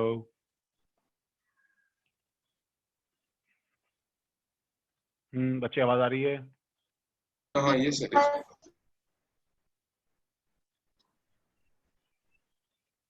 समझे क्या तुम मुझे पूछ रहे थे? हाँ सर, हाँ सर समझ। अच्छा, तो ये जो ग्रिप है, सुनो, ये जो ग्रिप है ये क्या है कि this grip unique for each metal,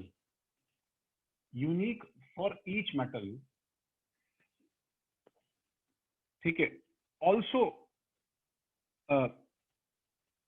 can also be understood as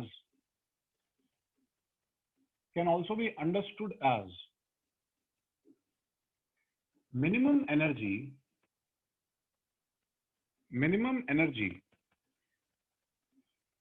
required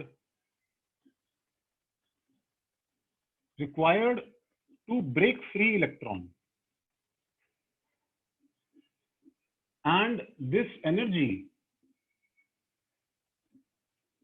is called work function.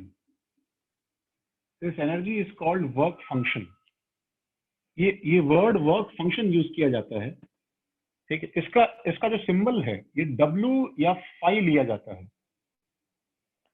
This energy is called work function. मतलब वर्क फंक्शन, देखो वर्क फंक्शन क्या है? वर्क फंक्शन वो नंबर है, वो एक्चुअली एनर्जी है जिससे उसने इलेक्ट्रॉन को कस के पकड़ के रखा है, ठीक है। देखो आई गेस तुम नीचे वाला लिख लिया है भाई, मैं इसको हटा रहा हूं। देखो इसका देखो मतलब ये है कि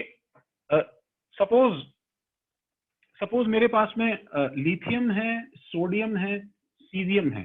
देखो हम इसको ऐसे समझते हैं, सुनो, देखो पेन रखो गाइस, बच्चों पेन रखो। अच्छा, लिथियम के इलेक्ट्रॉन्स तीनों के सेम है, लिथियम के इलेक्ट्रॉन्स जो हैं वो लिथियम से एक रस्सी से टाइड अप हैं। तो ये जो रस्सी की थिकनेस है, सुनो, ठीक है, इस रस्सी की जो मजबूती है, ये मजबूती ये डिफाइन करती है कि ये कितना ज्यादा अच्छे से इसके ऊपर चिपका हुआ है। तो ये जो चीज है ये एक्चुअली वर्क फंक्शन है। दिस इज फाई, तुम ऐसे समझो। तो जितना ज्यादा मेरे पास में बताओ क्या रहेगा, रस्सी थिक रहेगी, उतना क्या रहेगा बताओ हमारे पास में इलेक्ट्रॉन जो है वो स्ट्रांगली इसके ऊपर ग्रिप्ड रहेगा, और उतना इसको रिमूव करना क्या रहेगा बताओ इलेक्ट्रॉन को, मुश्किल रहेगा। तो आई थिंक ये कोई जीनियस चीज नहीं है कि फाई, ठीक है, फाई क्या है बताओ, मैं फिर से रिपीट कर रहा हूं, फाई क्या है? फाई वो मिनिमम एनर्जी है, ठीक है, जो रिक्वायर्ड है इसे ब्रेक करने के लिए। जैसे देखो पिछली क्लास में हम लोग ये चीज इस कैप के साथ कर रहे थे, देखो, ठीक है। तो मैं तुम्हें कुछ ऐसा बोल रहा था कि ये कैप को रिमूव करने के लिए मुझे एक मिनिमम एनर्जी रिक्वायर्ड है, ठीक है, इसको जो रिमूव करने के लिए मुझे एक मिनिमम एनर्जी रिक्वायर्ड है, ठीक है। तो मैं अगर उससे कम एनर्जी दूंगा तो हर बार क्या होगा बताओ, ये कैप जो है वो, ठीक है, इसका डिटैचमेंट नहीं होगा। लेकिन एक सर्टेन अमाउंट ऑफ एनर्जी से मैंने ज्यादा एनर्जी दी तो ये निकल जाएगा।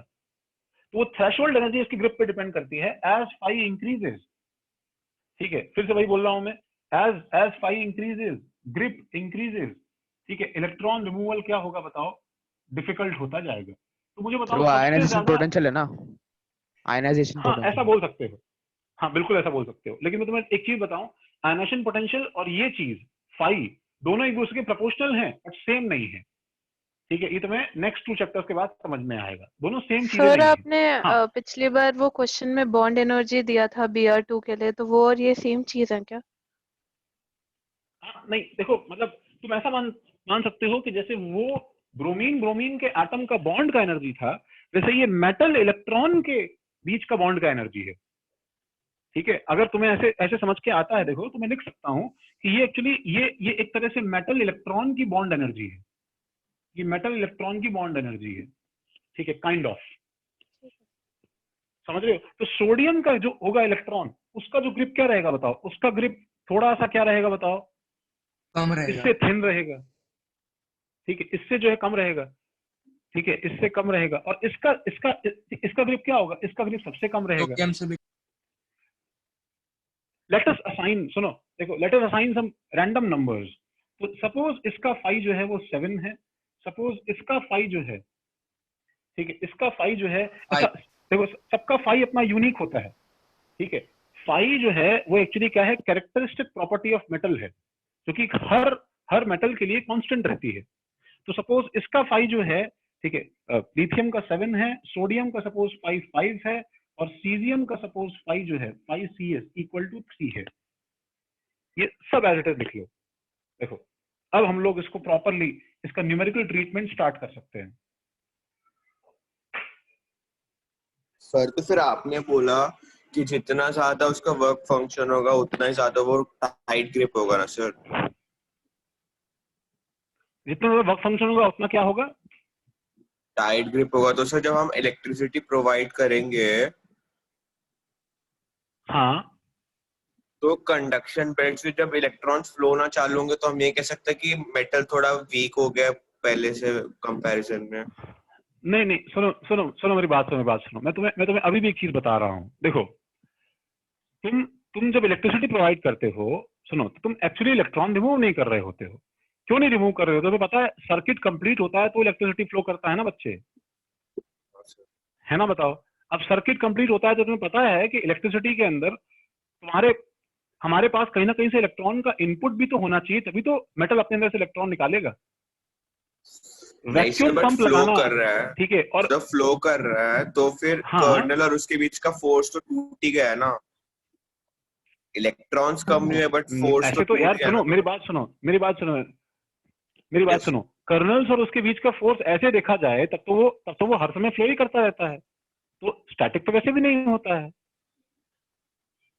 सुनो, स्टैटिक तो वैसे भी नहीं होता है, वो हर समय फ्लो करता रहता है, तो वैसा नहीं है वो, एग्जैक्टली सिमिलर नहीं है वो बच्चे,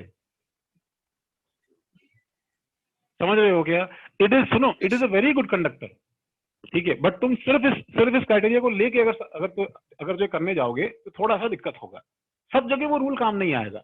अच्छा, ऐसा भी नहीं है, तुम्हारी बात काफी जगह होल्ड कर जाएगी, ठीक है, हम लोग काफी चीजें, लेकिन हमारे पास दूसरे फैक्टर्स हैं जो इसको बीच में इंटरफेयर करते हैं। सर ये हाँ बोलो। हाँ सर, ये वर्क फंक्शन जो है वो h म्यू नॉट में म्यू नॉट हुआ ना? वो वर्क फंक्शन जो है वो h न्यू नॉट है, न्यू नॉट नहीं है। हाँ ओके, h न्यू नॉट है, so that is the minimum value, उसके ज्यादा वो थ्रेशोल्ड वैल्यू हुआ। हाँ, वो एक्चुअली थ्रेशोल्ड वैल्यू है। ओके। अच्छा, तो देखो, इमेजिन अ सिचुएशन, सुनो, जिसके अंदर क्या है कि सपोज मेरे पास में एक जो है ये इलेक्ट्रॉन है, और इसका जो फाई है ये सपोज, ठीक है, ये सपोज 5 है, देखो, और तुम जो है यहाँ से पैकेट्स ऑफ, ठीक है, फोटॉन्स फेंक रहे हो, अलग अलग साइज के फोटॉन्स का पैकेट तुमने देखो यहाँ फेंका है, ठीक है, these packets are moving towards this metal, ठीक है, तुम भी ऐसा ही कुछ ड्राइंग कर सकते हो, जैसा मैंने बनाया है, इसी तरह से इसको एक अच्छा टच देते हुए देखो, सपोज तुमने एक 3 एनर्जी का फोटोन फेंका, सपोज तुमने 5 एनर्जी का फोटोन फेंका, और सपोज तुमने 7 एनर्जी का फोटोन फेंका, देखो तीनों की अलग अलग एनर्जीज हैं। तो मुझे, ठीक है, this is like the first, ठीक है, केस ए, ये केस बी है, ये केस सी है, तो मुझे तीनों केसेस का आउटकम बता सकते हो क्या होगा? केस ए में क्या होगा बताओ, केस बी में क्या होगा, केस सी में क्या होगा?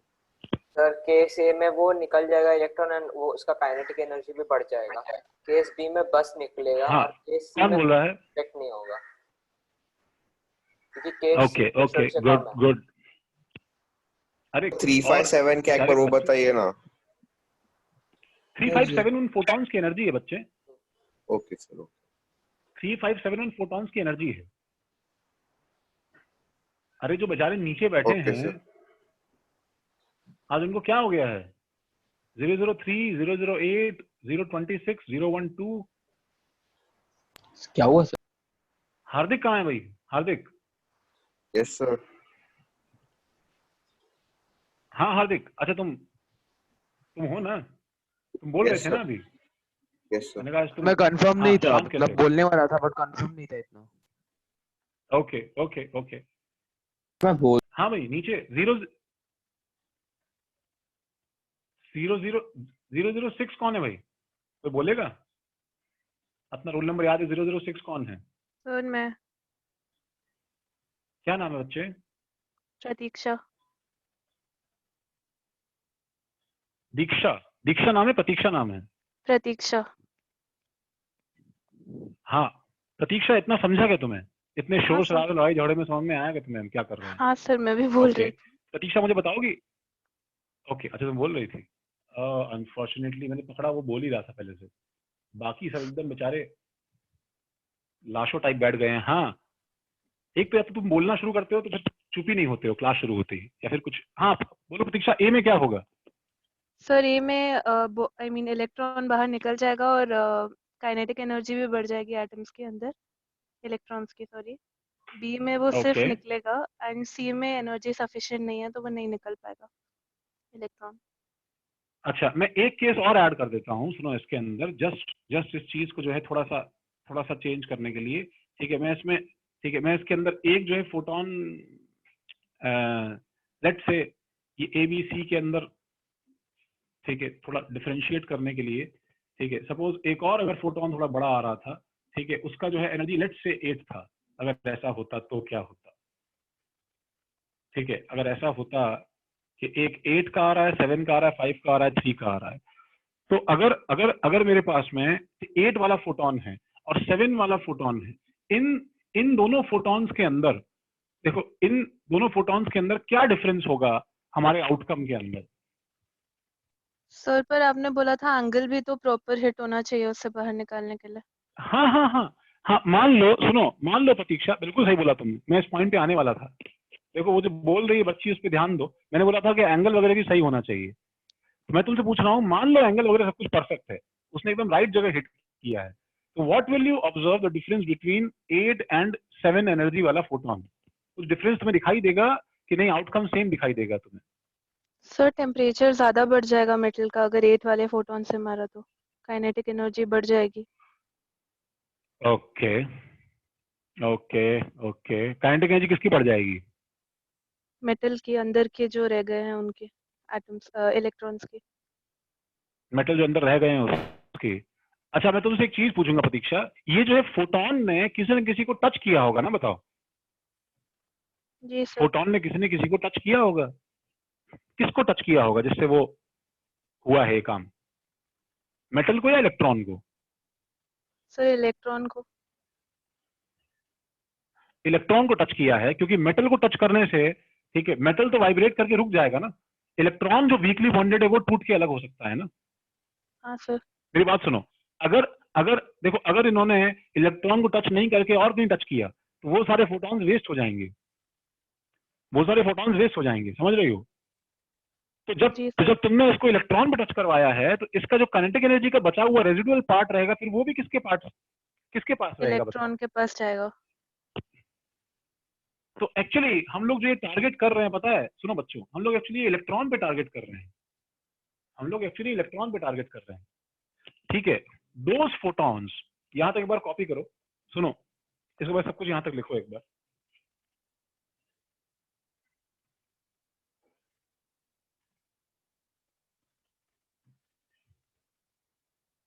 सर ये जो इंक्रीज इन काइनेटिक एनर्जी है ना, वो तो इजेक्टेड इलेक्ट्रॉन का होना चाहिए ना?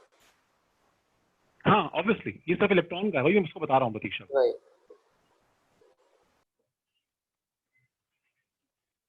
देखो हम लोग यहाँ पे ये लिख रहे हैं कि those photons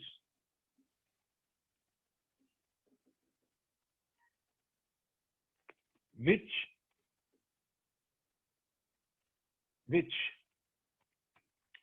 are absorbed by electrons. देखो भाई, पहला पॉइंट हम लोगों ने क्या पढ़ा था कि फोटोन जब टच करता है किसी को तो उसकी सारी एनर्जी किसको ट्रांसफर हो जाती है, ठीक है, इलेक्ट्रॉन को। तो जैसे ही ये उस इलेक्ट्रॉन ने एब्जॉर्ब किया, electron started behaving like that abusive kid. वो जो उस बच्चे की तरह जो है, जिसको जो है किसी ने जो बाहर से कहीं बुरी संगति से एकदम जो है, ठीक है, इन्फ्लुएंस होके आया है, and he starts yelling and he starts fighting with everyone, with the entire house, ठीक है। और वो एक्चुअली कोशिश करता है, जैसे ही वो जो है अपना जो एक्स्ट्रा एनर्जी एब्जॉर्ब करता है, ठीक है, तो ये एक्स्ट्रा एनर्जी एब्जॉर्ब करने से, देखो पहले मान लो ये अगर हमारा मेटल का सैंपल है, तो इलेक्ट्रॉन जो है ये एक्चुअली रैंडमली यहाँ वहाँ एक्चुअली मूव कर रहा था।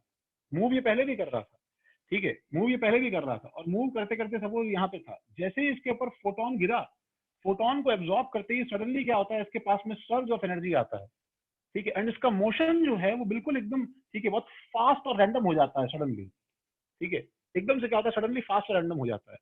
तो इस फास्ट और रैंडम मोशन से, ठीक है, देयर इज अ चांस कि ये इसके क्या है बताओ, ये अट्रैक्टिव शील्ड को ब्रेक करके बाहर चला जाए। तो ऐसे केस में देखो 2-3 केस बनते हैं, ठीक है। फर्स्ट ऑफ ऑल तो ये जरूरी नहीं है, देखो ध्यान से बात सुनो, ये जरूरी नहीं है कि वो बाहर जाए ही जाए, इवन विद 7 और 8, वो 8 के साथ भी जरूरी नहीं है कि बाहर जाए ही जाए, ठीक है। तो वो हम यहाँ लिख रहे हैं, those photons which are absorbed by electrons, ठीक है, and if electrons are moving in right direction,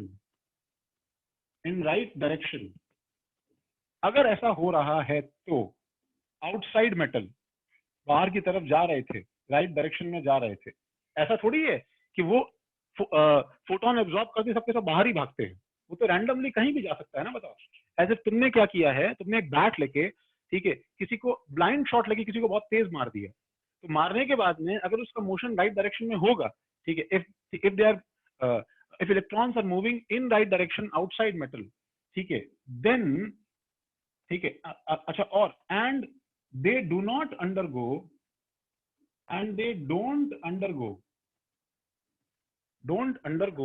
any collision, and they don't undergo any loss of energy due to collision। अगर कोई collision वगैरह कुछ नहीं होगा, मतलब सारी कंडीशंस अगर आइडियल रही, सुनो, सारी कंडीशंस अगर आइडियल रही, तो क्या होगा, तो हमारे पास में, ठीक है, जो भी यहाँ इलेक्ट्रॉन था, इसके ऊपर फोटोन गिरा, ठीक है, इसके ऊपर 8 का फोटोन गिरा, ठीक है, और ये इलेक्ट्रॉन जो है ये एक्चुअली सीधा बाहर रिजेक्ट हो गया। तो इसका वर्क फंक्शन कितना था बताओ, 5। तो बताओ मैं क्या लिखूंगा, काइनेटिक एनर्जी जो इस इलेक्ट्रॉन की होगी वो बताओ कितनी हो जाएगी, काइनेटिक एनर्जी ऑफ इलेक्ट्रॉन की, वो कितनी, work function plus half m v square.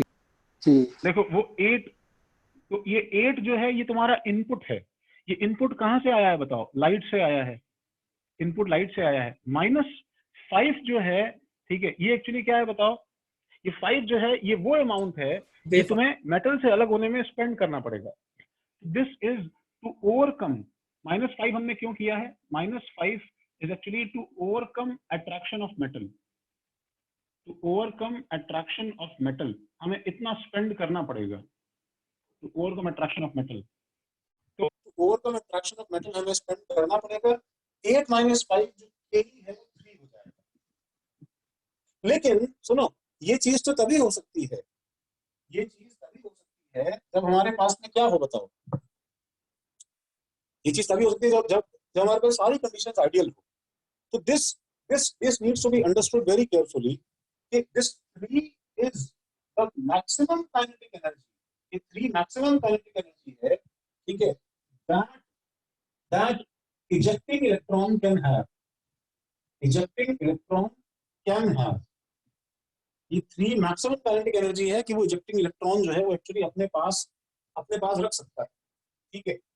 Actually situation कैसी होती है पता है, एक्चुअली सिचुएशन ऐसी होती है, सपोज हमारे पास ये जो मेटल था, इसके अंदर ये इलेक्ट्रॉन था, ये इलेक्ट्रॉन था, ये इलेक्ट्रॉन था, और मान लो ये इलेक्ट्रॉन, तुमने देखो इस पे तुमने 8 का फोटोन डाला, तुमने इस पे 8 का फोटोन डाला, तुमने इस पे 8 का फोटोन डाला और इस पे 8 का फोटोन डाला, ठीक है, तो देखो अलग अलग आउटकम क्या क्या आ सकते हैं, ठीक है। ऐसा भी हो सकता है कि ये इसको जो है रिजेक्ट करके ये एक्चुअली बाहर मूव कर रहा था एंड इसको जो है खाते ही तुरंत बाहर आ गया, ठीक है, विदाउट कॉलिजन।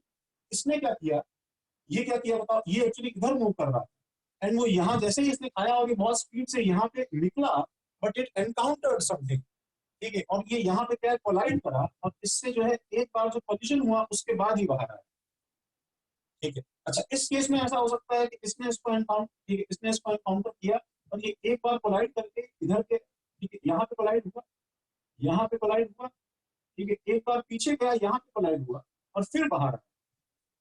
और लास्ट केस ऐसा भी हो सकता है कि ये वाला इलेक्ट्रॉन जो अंदर था, इसको लाइट मिली, ये एक बार कोलाइड किया, दूसरी बार कोलाइड किया और फिर अंदर चला गया, थर्ड टाइम कोलाइड कर गया, तो बाहर ही नहीं आया।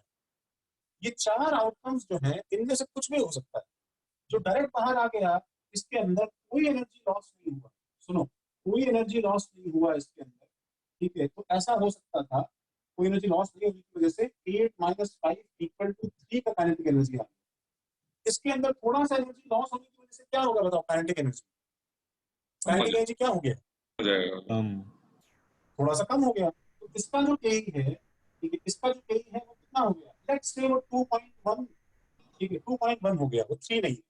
इसका जो KE है वो और कम हो गया, लेट्स से वो 0.7 हो गया, ठीक है, and this actually failed to come, वो अंदर ही रह गया, निकलेगा ही नहीं, कम हो जाएगा एक टाइम पे कोलाइड करते करते, फेल्ड टू कम, वो अंदर ही अंदर क्या हो गया, उसका सारा एनर्जी जो है वेस्ट। सर इनमें से कोई भी आउटकम एक्चुअली निकल के आ सकता है, इनमें से कोई भी आउटकम निकल के आ सकता है।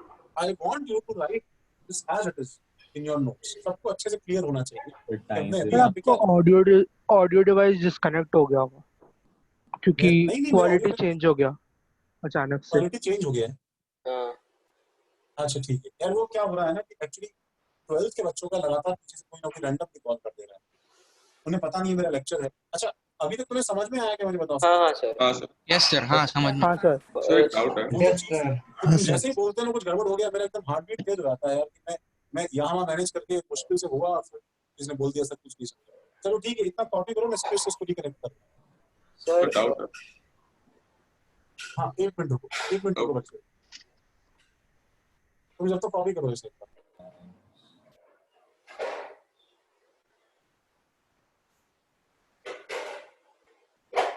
बोर्ड क्लियर नहीं आ रहा।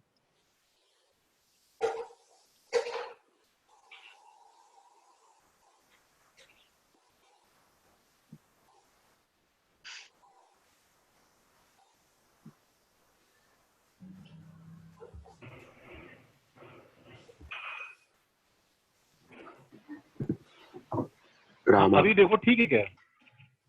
Yes sir. सर ये लाइमन और बार्मर सीरीज कब करने वाले हैं? क्या बोल रहे हो बच्चे? Sir Lyman Lyman Barmer series, हाँ तुम वहां तक पहुंच गए क्या? हाँ सर, पढ़ रहा था मैं कल। लाइमन बार्मर सीरीज है बेटा, अभी तक तो मैं क्या ही बोलूं यार, टाइम है यार।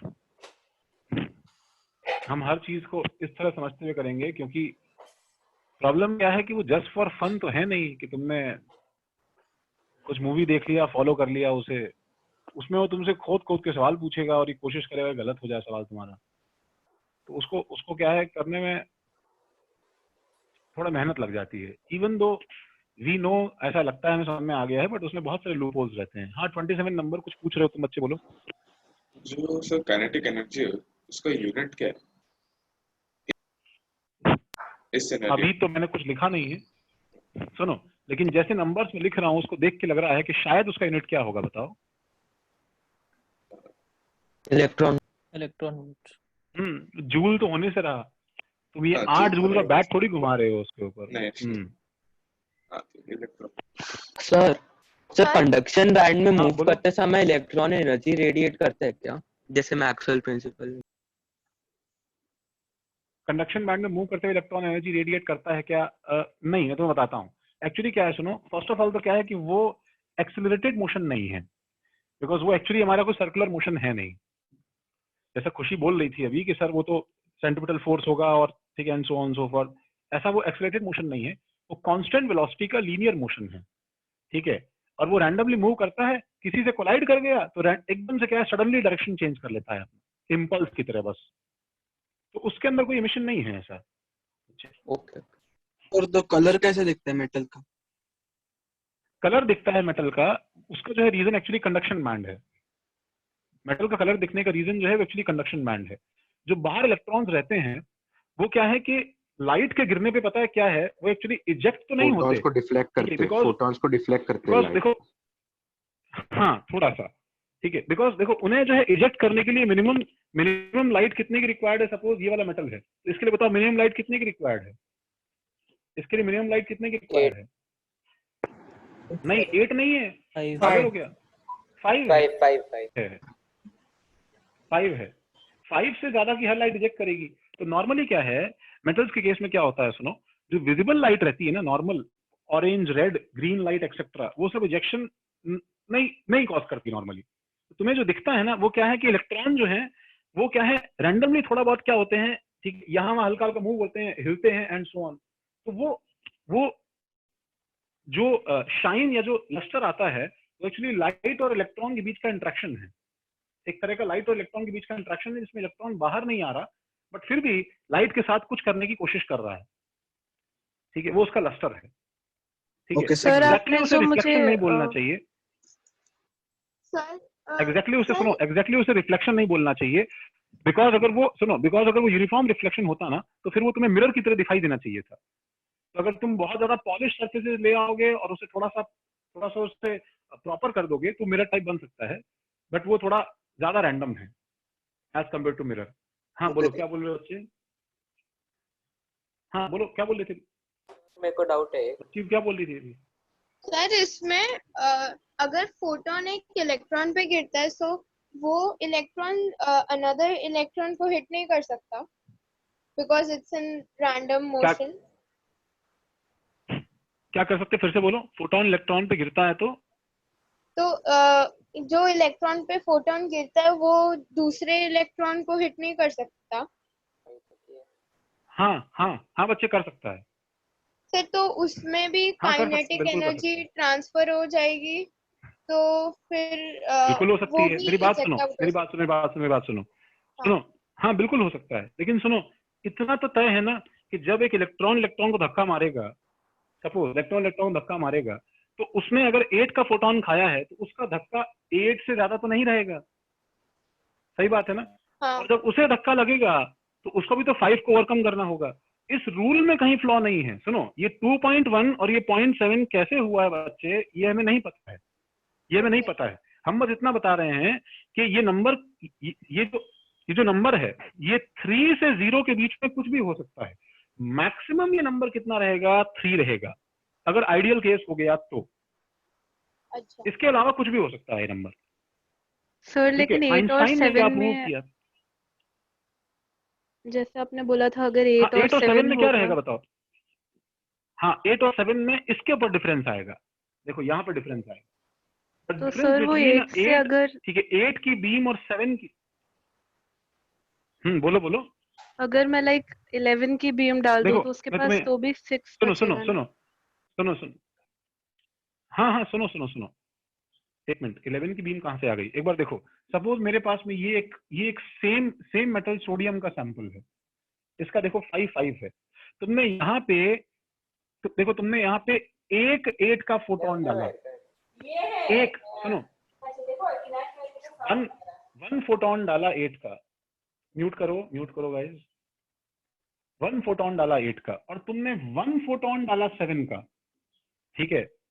जो भी देखो पूछ रहा था अभी, खुशी शायद तुम थी, पता नहीं, ठीक है। तुमने अगर 8 का फोटोन डाला, 7 का फोटोन डाला, तुम इस एक फोटोन को देख के नहीं बता सकती हो कि इसमें से कौन सा ज्यादा वाला फोटोन था। बिकॉज हो सकता है कि इसका 8 का फोटोन गलती से किसको मिले और वो इजेक्ट ही ना हो, अंदर ही अंदर बाउंस बैक हो जाए, और इसका 7 का फोटोन जो है वो डायरेक्टली इजेक्शन कॉज कर दे। वी डोंट नो क्या होने वाला है। हम एक फोटोन को देख के नहीं बता पाएंगे कि कौन सा 8 का है 7 का है। जब मैं तुमसे आउटकम पूछ रहा था वो ये बोल रहा था तुम तभी डिफरेंस बता पाओगी जब तुम इसके ऊपर 8 की बीम डालोगी और तुम इस पे 7 की बीम डालोगी, तो तुम डिफरेंस बता पाओगी, बिकॉज उस बीम के जो मिलियंस ऑफ फोटॉन्स आ रहे हैं उसमें से कुछ ना कुछ जरूर इसमें से डायरेक्ट रिजेक्शन कॉज करेंगे। तो तुम्हें यहाँ पे देखो, सपोज इसका फाई जो है 5 है, इसका फाई जो है 5 है, तुम्हें यहाँ पे जो इलेक्ट्रॉन्स निकलते हुए दिखाई देंगे रैंडम डायरेक्शन में अलग अलग जगह पे, इनका जो रेंज है के का, बताओ वो कहाँ से कहाँ तक रहेगा? काइनेटिक एनर्जी इनका कहाँ से कहाँ तक रहेगा बताओ? 0 कहाँ से कहाँ तक रहेगा? 0 to 3 कितना हो जाएगा? 0 to 3 0 to 3 रहेगा। ये तुम्हें 3 का जो मैक्स है ये तुम्हें मिलेगा, और इनका जो रेंज है काइनेटिक एनर्जी का, इसमें जो रैंडमली इलेक्ट्रॉन निकलेंगे 0 to 2 रैंडम डायरेक्शन में निकलेंगे, ठीक है, ये क्या रहेगा? 0 to 2 मैक्स रहेगा, 0 to 2 मैक्स रहेगा। ये 3 मैक्स और 2 मैक्स डिफरेंशिएट करेगा और हमें समझाएगा कि हमारा ये वाला बीम जो है वो ज्यादा एनर्जी का था, वो वाला बीम हमारा कम एनर्जी का था। समझे क्या बच्चे? Sir, I have a doubt. हाँ, So when does the electron fail to come out? Like when, what condition? See, we don't know what is that condition. ठीक है, and we should not dare to comment on, we should not dare to list down those conditions. One of the few of the possible conditions are, ठीक है, when an electron collides with something else, ठीक है, maybe with another electron, or maybe it is held by, ठीक है, suddenly it is actually trapped by the attractive force of more than one kernels or something like that, ठीक है। But one thing is for sure, that अगर we actually hinder the uniform motion of ejecting out of electron, then its energy will be lost, that is for sure. उसका जो energy वो loss तो होगा ही होगा, इसलिए वो इलेक्ट्रॉन किसी बहुत सारी कंडीशन से रुक सकता है। वो तुमसे कभी नहीं पूछेगा कि बताओ ये चीज, ये वाली ये जो मेरे पास में 2.1 काइनेटिक एनर्जी आई है, वो तुमसे नहीं पूछेगा ये 2.1 क्यों आई है। वो तुमसे पता है क्या पूछेगा? वो तुमसे एक ही बात पूछेगा, बहुत छोटा सा देखो सेक्शन है, कि मैक्सिमम कितना होता है, बस ये बता दो। इसके अंदर का कैओटिक रैंडम मोशन हम लोग भी नहीं जानते हैं अच्छे से, then how can we guarantee कि उस एक इलेक्ट्रॉन के साथ में क्या हुआ होगा? Sir, Are you so getting my when, point? yes. So sir, when we are getting the outcomes, many. अच्छा, सुनो, let me frame it in this way. What is your name? Palak. What is your name? Palak. Yes. Okay, Palak. See, okay. देखो, I am actually framing a problem. You have to, ठीक है, all at the rate all. You have to copy this. ठीक है. So if a photon of 8 electron volt is incident, now I have used a very specific word. See, what is this? Okay. One photon. If a photon of 8 electron volt is incident on a metal, of phi is equal to 5 electron volt, then possible outcome are A option, electron will surely come out with possible outcome छोड़ो, then with 3 eV. B option, electron will come out but with Ke between 0 and 3. I guess तुमने नीचे का लिख लिया है बच्चों, मैं इसको हटा रहा हूँ। Yes sir. Electron will come out with Ke between 0 and 3. C, electron may come out with Ke equal to 3. And D, electron may not come out.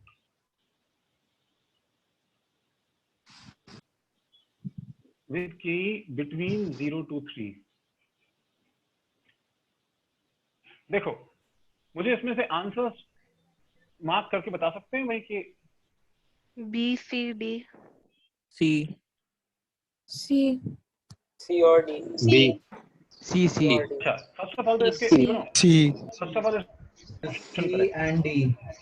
सुनो इसके अंदर more than one option correct है, C more और than one C option correct है। C or D. C and D. C or D. C and D for sure. C and इसका D. Answer है and D. सुनो इसका answer है C and D। इसका answer है C और D। Yes. B option तो वैसे भी नहीं होगा, तुम गारंटी तो उसकी ले ही नहीं सकते हो भाई। तो तुम शायद ये पूछ रही हो, ठीक है, प्रोबेबली, ठीक है Palak, you are asking me that how will you know, ठीक है, what will be the condition, ठीक है, when I have to take that electron out और when I have to stop that electron. So my purpose of you,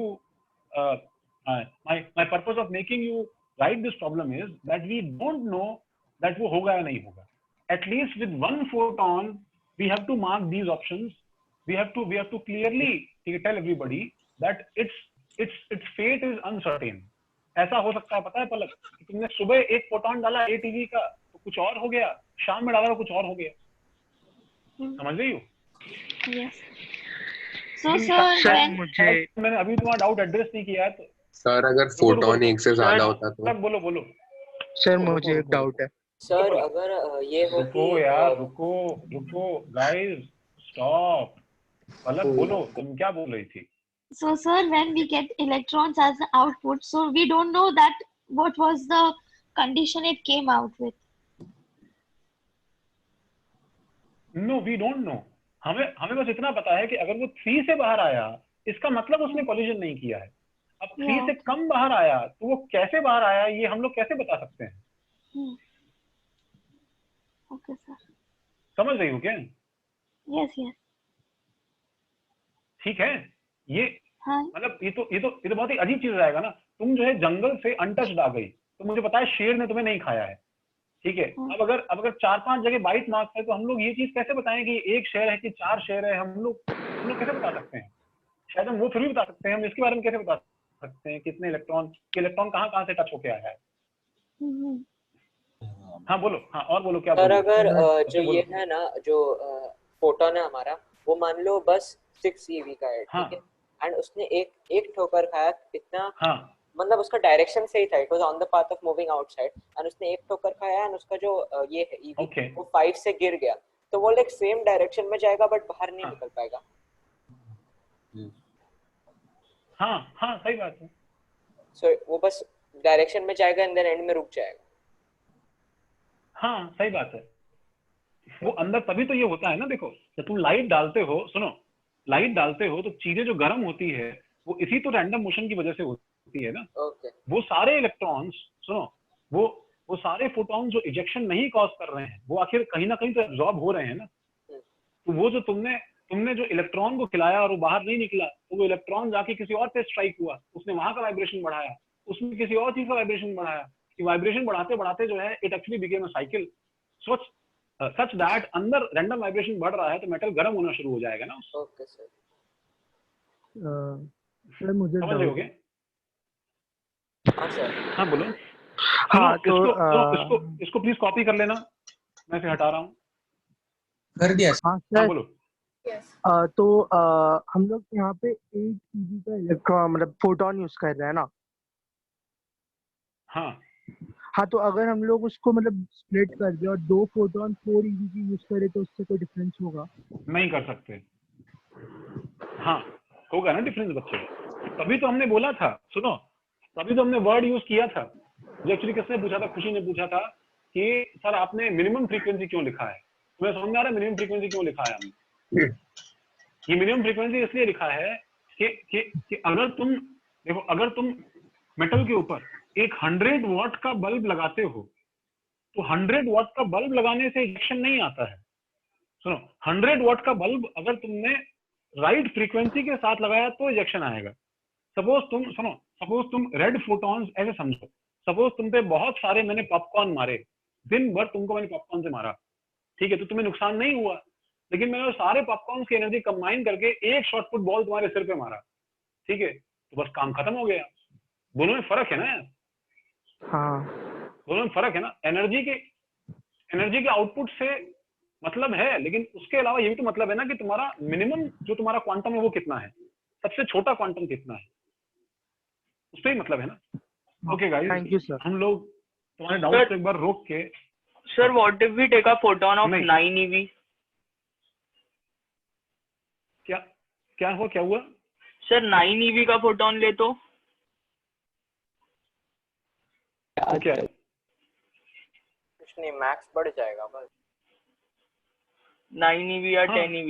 max बढ़ जाएगा बस। नहीं, max बढ़ता जाएगा ना।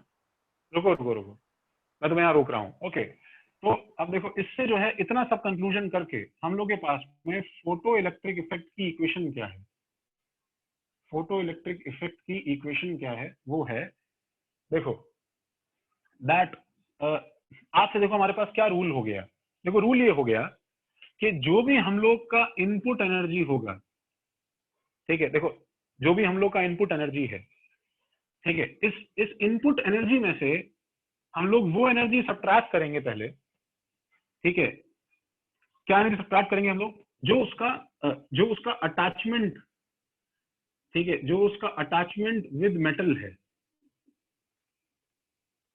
ठीक है, जो उसका एक्चुअली अटैचमेंट विद मेटल है।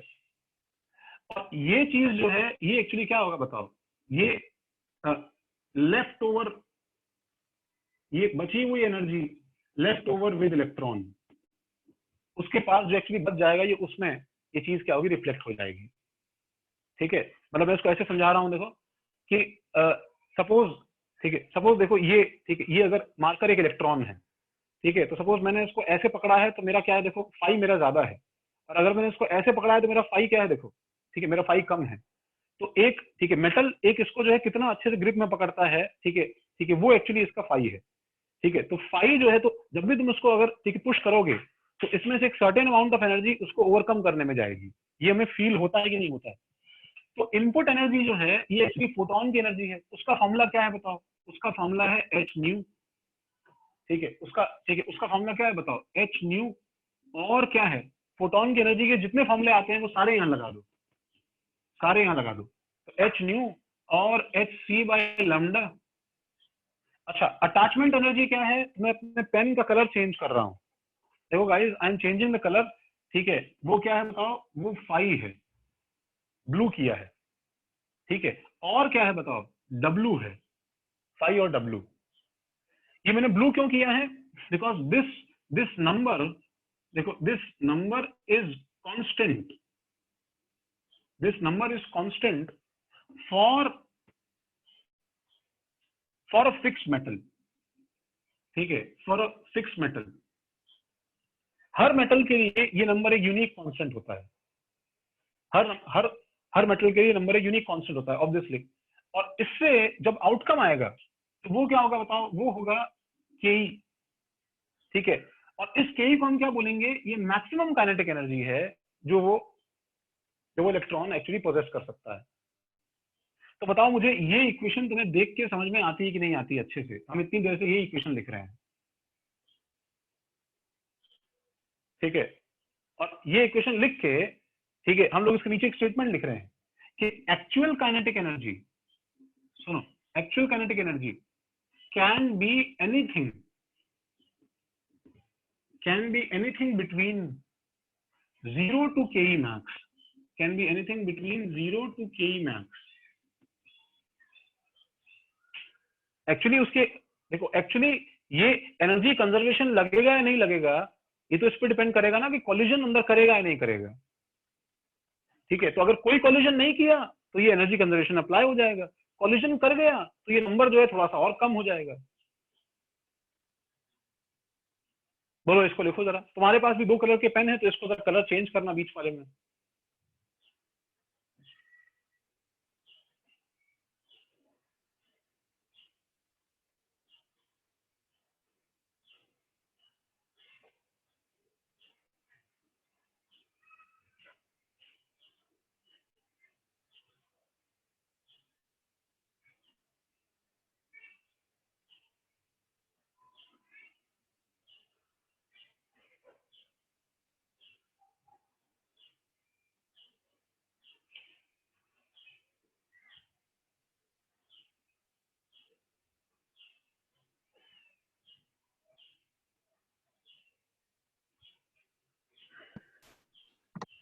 हाँ बोलो बोलो 20 क्यों हाथ उठाया बताओ।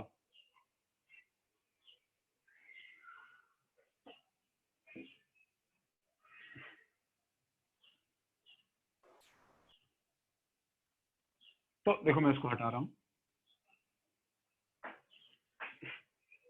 तो इससे ये कंक्लूजन समझ में आता है हमें कि for effect to be observed, अच्छा बताओ इफेक्ट ऑब्जर्व करने के लिए क्या जरूरी है? For effect to be observed, ये इफेक्ट कब ऑब्जर्व होगा बताओ? सर वो डायरेक्शन और लाइक राइट एंगल। नहीं, सबसे पहले बताओ कि ये इनपुट और ये अट्रैक्शन के बीच में इनपुट ज्यादा होना चाहिए। इनपुट ज्यादा होना चाहिए। बिल्कुल थ्रेशोल्ड से ज्यादा। हाँ देखो किसी को अगर हल्का सा भी थोड़ा सा भी अनईजी लग रहा है, देखो तो मैं तुमसे बोल रहा हूँ कि तुम जो नीचे से धक्का देते हो इसको, ठीक है, तुम इसको दिन भर बैठ के अगर धक्का देते रहोगे तो तुम्हारा इनपुट अगर ज्यादा नहीं है जितने से, ठीक है, जितने से ये इसको अगर पकड़ के बैठा है, तब तक ये इलेक्ट्रॉन बाहर नहीं निकलेगा। तुम्हारा इनपुट इतना ज्यादा होना चाहिए कि उसमें से निकले। तो इजेक्शन होने के लिए for effect to be observed क्या चीज जरूरी है बताओ? हमारे पास देखो यहाँ पे 3 केस बन जाते हैं, ठीक है। For effect to be observed h nu जो है ये क्या होना चाहिए? एच न्यू जो है that should be more than क्या बताओ 5, ठीक है। अगर एच न्यू मोर देन 5 होगा तो इफेक्ट ऑब्जर्व होगा। अच्छा फर्स्ट। सेकंड, अगर क्या होगा बताओ? अगर हमारे पास में एच न्यू, ठीक है, इक्वल टू 5 होगा, ठीक है, तो क्या होगा बताओ? तो क्या होगा पता है? तो इलेक्ट्रॉन्स, ठीक है, इलेक्ट्रॉन्स जो मोस्ट एनर्जेटिक इलेक्ट्रॉन्स हैं, जो सबसे ज्यादा एनर्जेटिक इलेक्ट्रॉन्स हैं, जो बिल्कुल एनर्जी लॉस किए बिना बिल्कुल नीट एमिशन करने की कोशिश कर रहे हैं, तो मोस्ट एनर्जेटिक इलेक्ट्रॉन्स ऑल्सो, ठीक है, वो लोग क्या होंगे पता है? वो लोग बाहर भाग रहे हैं कमरे के, फैमिली मेंबर्स उसको रोकने की कोशिश कर रहे हैं, they trying to grab him, ठीक है, उन्होंने उसको पकड़ लिया है, लेकिन वो दम लगा के उनसे अपना ग्रिप छुड़वा रहा है, और इसमें स्लो डाउन होते होते जस्ट डोर के बाहर गया और वो इतना टायर्ड अप हो गया कि वहां जाके रुक गया। तो मोस्ट एनर्जेटिक इलेक्ट्रॉन जो है, ठीक है, this also most energetic electron also stops just outside metal, just बाहर जाके रुक जाएगा, अब ऐसे केस में जस्ट बाहर जाके रुक गया है तो अब क्या होगा? इलेक्ट्रॉन पे नेगेटिव चार्ज है, निकलने के बाद में मेटल पे पॉजिटिव चार्ज है, दोनों एक दूसरे को देख रहे हैं, फैमिली मेंबर और बच्चा एक दूसरे को देख रहे हैं। थोड़ी देर बाद में क्या होगा? उसका बाल पकड़ के अंदर खींच के जो है 2 चमाट मार के वापस अंदर जो है वो एब्जॉर्ब कर लेगा उसको। अगर तुमने उसे हटाया नहीं तो इफेक्ट तो होगा, लेकिन हम लोगों को कुछ ऑब्जर्व नहीं होगा, बिकॉज वापस इलेक्ट्रॉन जो है वो एब्जॉर्ब होता जाएगा मेटल के अंदर। तो most energetic electrons also stops just outside metal, so effect is not practically observed, effect is not practically observed, तुम्हें दिखेगा नहीं। और लास्ट केस क्या है? थर्ड, अगर हमारे पास में एच न्यू लेस देन 5 हो गया, अगर तुम्हारा इनपुट ही कम है, देन नो इलेक्ट्रॉन एमिशन, मतलब electron emission is impossible, electron emission is impossible, मतलब देखो in other words, not even a single electron is ejected,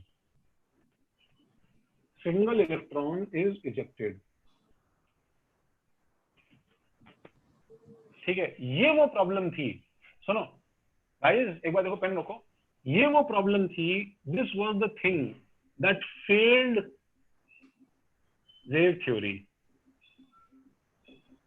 This was the thing that failed wave theory. Failed wave theory का मतलब देखो कितनी अजीब बात है कि सपोज ग्रीन लाइट पे तुम, ठीक है, एटलीस्ट देखो इतना एक बार कॉपी कर लो, जल्दी से कॉपी कर लो एक बार, कर लिया। तो अब देखो प्रॉब्लम ये है कि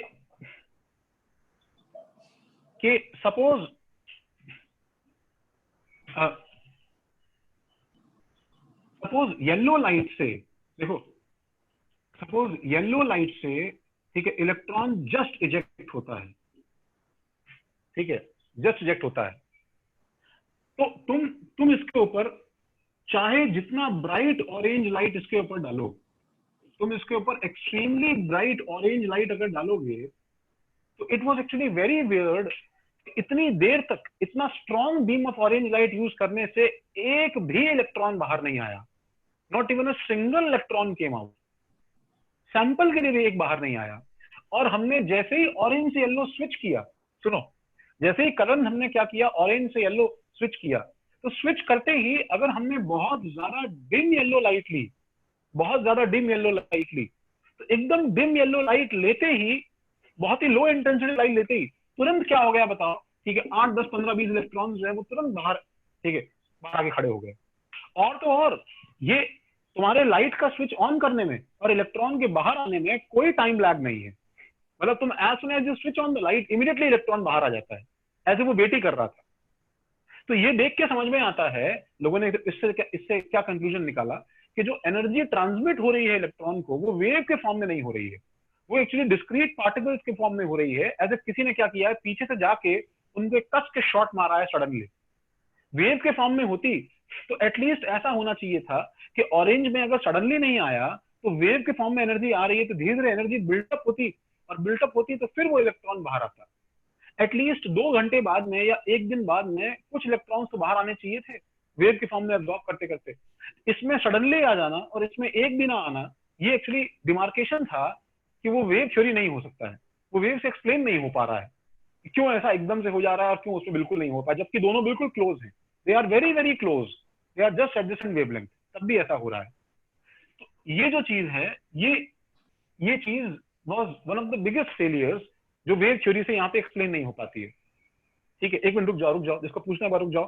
ठीक है, इसके अंदर एक छोटा सा देखो मैनिपुलेशन है, वो देखो क्या मैनिपुलेशन है कि फॉर जीरो काइनेटिक एनर्जी, सुनो, फॉर जीरो काइनेटिक एनर्जी, ठीक है, सुनो, वो क्या इक्वेशन थी बताओ, फोटो इलेक्ट्रिक इफेक्ट की इक्वेशन क्या थी हमारी, फोटो इलेक्ट्रिक इफेक्ट की इक्वेशन क्या थी? hmu minus phi is equal to k max equal to k max. ठीक है, वो सब लोग जो हैं वो प्लीज ध्यान रखें, याद करें। आई डोंट नो, बच्चे थोड़े कम हो गए हैं, थक गए होंगे शायद। ठीक है, एकदम लास्ट में 004 है। सर वीडियो रुक गया, मालूम है क्या अपना? हाँ सर, हाँ कोई बात नहीं, रुक गया, रुकने दो, कोई बात नहीं। लास्ट में 004 है। 004, यस सर। मेरी आवाज आ रही है? तुम बोल सकते हो 004? हाँ सर, आ रही है। नहीं, लेकिन 004 तुम जो बोल रहे हो वो भी है, वो शायद नेरुल का है। अच्छा, नहीं, नेरुल नहीं, सीवुड्स का है। सीवुड्स का मेरे को पता नहीं रोल नंबर कैसे दिए गए हैं, SWNE 2020 AG 004। ओके, बच्चे एकदम चलो खैर, अब ऐसे कैसे बुलवाया जाए तुमसे जबरदस्ती।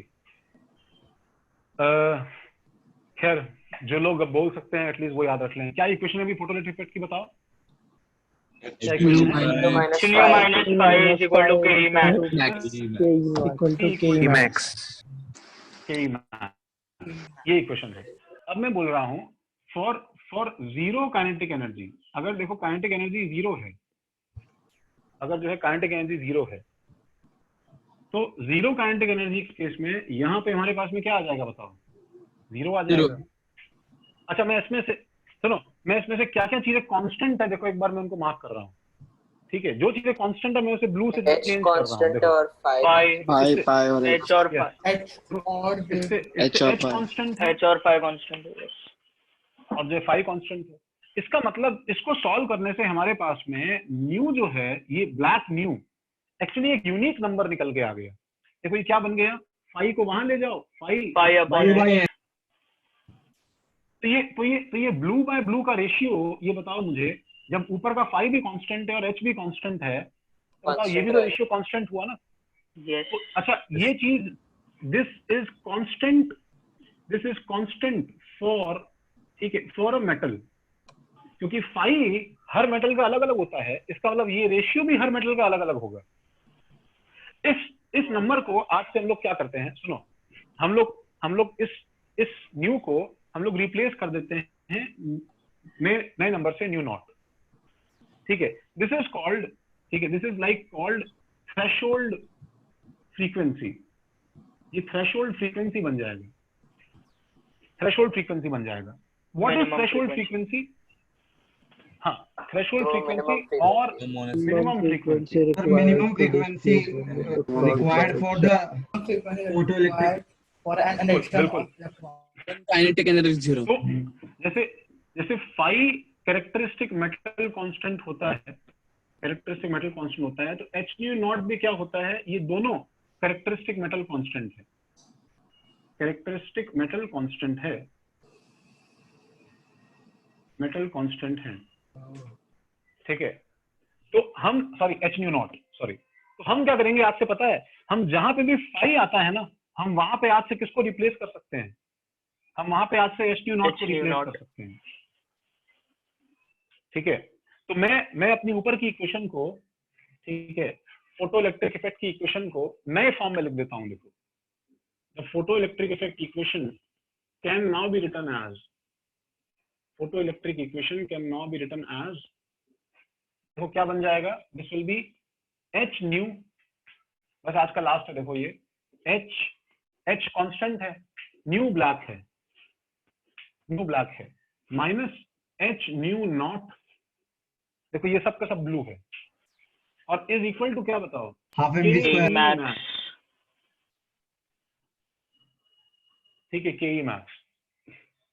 तो इसको हम ऐसे भी लिख सकते हैं कि एच टाइम्स क्या हो जाएगा बताओ, mu minus nu naught is equal to k e max. इसको देख के हमें समझ में आ जाता है कि एक्चुअली फोटोइलेक्ट्रिक इफेक्ट के लिए क्या जरूरी है बताओ। तुम डायरेक्टली फ्रीक्वेंसी को फ्रीक्वेंसी थ्रेशोल्ड से कंपेयर कर सकते हो। अगर तुम्हारा फ्रीक्वेंसी इस थ्रेशोल्ड फ्रीक्वेंसी से ज्यादा है तो रिजेक्शन होगा, ठीक है। अगर इसके बराबर है तो जस्ट रिजेक्शन होगा, दिखाई नहीं देगा, और इससे कम है तो रिजेक्शन नहीं होगा। ऑल्दो बहुत बच्चों को ये सब पहले से शायद तुमने पढ़ के समझ लिया होगा, but we need to move this slow. थोड़ा सा अगर लग सकता है कि बोरिंग और क्लमजी है, बट हमें ऐसे ही चलना पड़ेगा अभी स्टार्टिंग में, तो एटलीस्ट फ्यू वीक्स तक इतना सब समझ में आया, ठीक है। यहाँ तक तुम सब कॉपी करो, हम लोग लेक्चर भी एंड करते हैं, ठीक है।